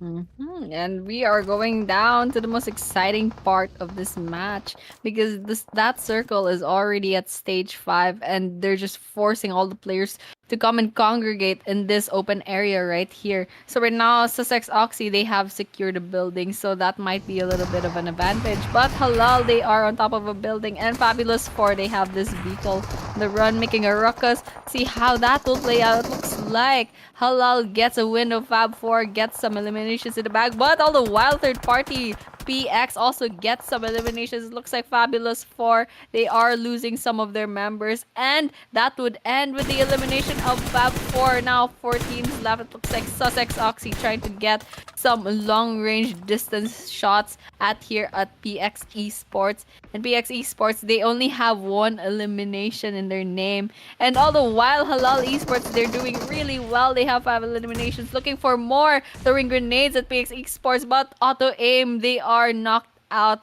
That is 1 less member on the side of Halal Esports, unless they get revived, and it looks like it's quite a mess here, especially PX Esports. Their house is being bombarded with grenades from the side of Halal Esports, and it looks like right now it's going to be a really exciting part. Whether or not GG will be joining into this mess, into this fray, that is just something that we'll have to wait and see. But for now, PS Esports and Halal Esports, they are going at it against each other. Especially Halal Esports, they are choosing to be very aggressive against PX Esports, trying to get those eliminations in the bag. Top 4 it is. A 4 versus 4 versus 4 versus 4. And I think I said that 4 times. Yeah, I did. Okay, there we go. 16 teams and 16 players in total. 4 teams in the perimeters. Everybody has a complete team. Everybody has a full squad. So whatever you do, do not go out into the open, because everyone has their strategy. Everyone has their momentum all set around the area. And as soon as you're out in the open, as soon as you show your face, you are definitely going to feel the wrath of at least 1 or 2 players constantly barraging their shots onto you guys. There's not going to be enough time that you can maybe possibly survive around the perimeters. No, it's not going to happen. But on the other side, if you're talking about the team Halal Esports, they have their eyes on almost every team. They have their eyes at least on 2 different teams. They're only missing 1 more around the perimeter that is right below them. That is right on their right side, right-hand corner, and that is Sussex Oxy. As soon as Sussex Oxy is going to start to move, Halal Esports, they have the potential to even spot them down as well. But Mini 14s, the 8-time scope, the taps are going to go around, but you have to be careful of your right side corner, your right angles. The players are going around, but GG it is versus the Team PX. But kill steals, go, but no, hey. You missed it. Hey, missed the shots. Now GG is going to push forward, and this is the right time. Halal Esports to put a third-party angle on these guys. Go from the right side, but you're going to face the wrath of Sussex Oxy as well, because they are also looking at the perimeter. Play zone takes down Ratata. Halal Esports gets taken down by Sussex Oxy as well. There is the Team GG versus PX constantly happening. GG taking the fights against the team Sussex Oxy as well, taking 2 down. Oh my goodness. They are all over the places, taking all the eliminations around the perimeter. Look at Fims getting that finisher. Oh my god, beauty. You guys are a beauty on your own. Hey, fighting with PX. And we are down to the top 3 teams. 8 players remaining. Team GG has a 3-man squad. There is Team Halal with the 4-man squad. But we have 1 player knocked out from Halal Esports. One that would leave 3 members of Halal still left standing, and GG, they also have 3 members, and PX with the sole member left standing, just waiting for those placement points. And whether or not who will emerge victorious, I'm really excited to see, because right now it's just a bunch of grenades being thrown, but not much eliminations or knockouts being done. Until now, GG Iron takes down another member of Halal, and it looks like that would just be a knockout for now. And we have a lot of smoke, a lot of vision blinds, and whether or not that will affect something later on, we'll just have to wait and see. And right now, Halal Esports, they have the resources to go aggressive, so we'll just have to wait and see if XOXOX will get Joker in the bag, because it looks like Halal SK, they have gotten 2 members, and that would be PX getting eliminated. Now it is just Halal versus GG. GG, they have won 1 chicken dinner, and Halal had a back-to-back chicken dinner. So There we excited have to it. see who will get the winner chicken dinner for this last map. That would be Halal Esports, the third chicken dinner for this day 4 of this CMF community series. Dorix, amazing.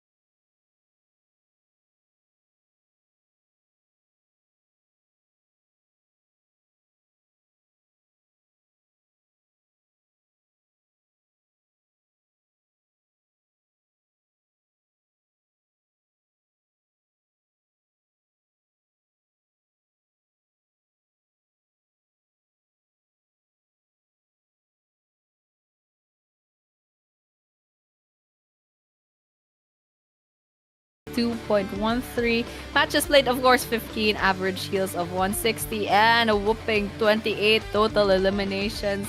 Auto aim has that auto aim, and that name is just quite fitting. Congratulations to Halal Esports for bagging the MVP today, overall rather. So really, Halal Esports, they have been performing really well overall today, and of course, that just translates to being ranked number 1. As I said, they did have 3 winner-winner chicken dinners with 16 matches. That is 87 eliminations with a placement points of 46 with a total of 133. Followed up by CMF Esports, they did get those 2 winner-winner chicken dinners with 76 eliminations placements, 56 with a total of points of 132, only lagging by 1 point behind Halal, by the way. E1 Esports gets 2 chicken dinners as well. And for the rest of the teams, you have the rest of their total points as well with their placements and their eliminations. Lots of these teams, they did well, but unfortunately only 16 teams will make it to the finals, and it looks like Mad Morons Esports just makes the cut, and the rest they will have to try and work harder tomorrow. Tomorrow is their last chance. Day number 5 is their last chance for the playoffs to even have a chance to step into the finals. So right now it looks like we have the rest of the teams. We have 25 teams, and right now these the lagging behind 8 teams.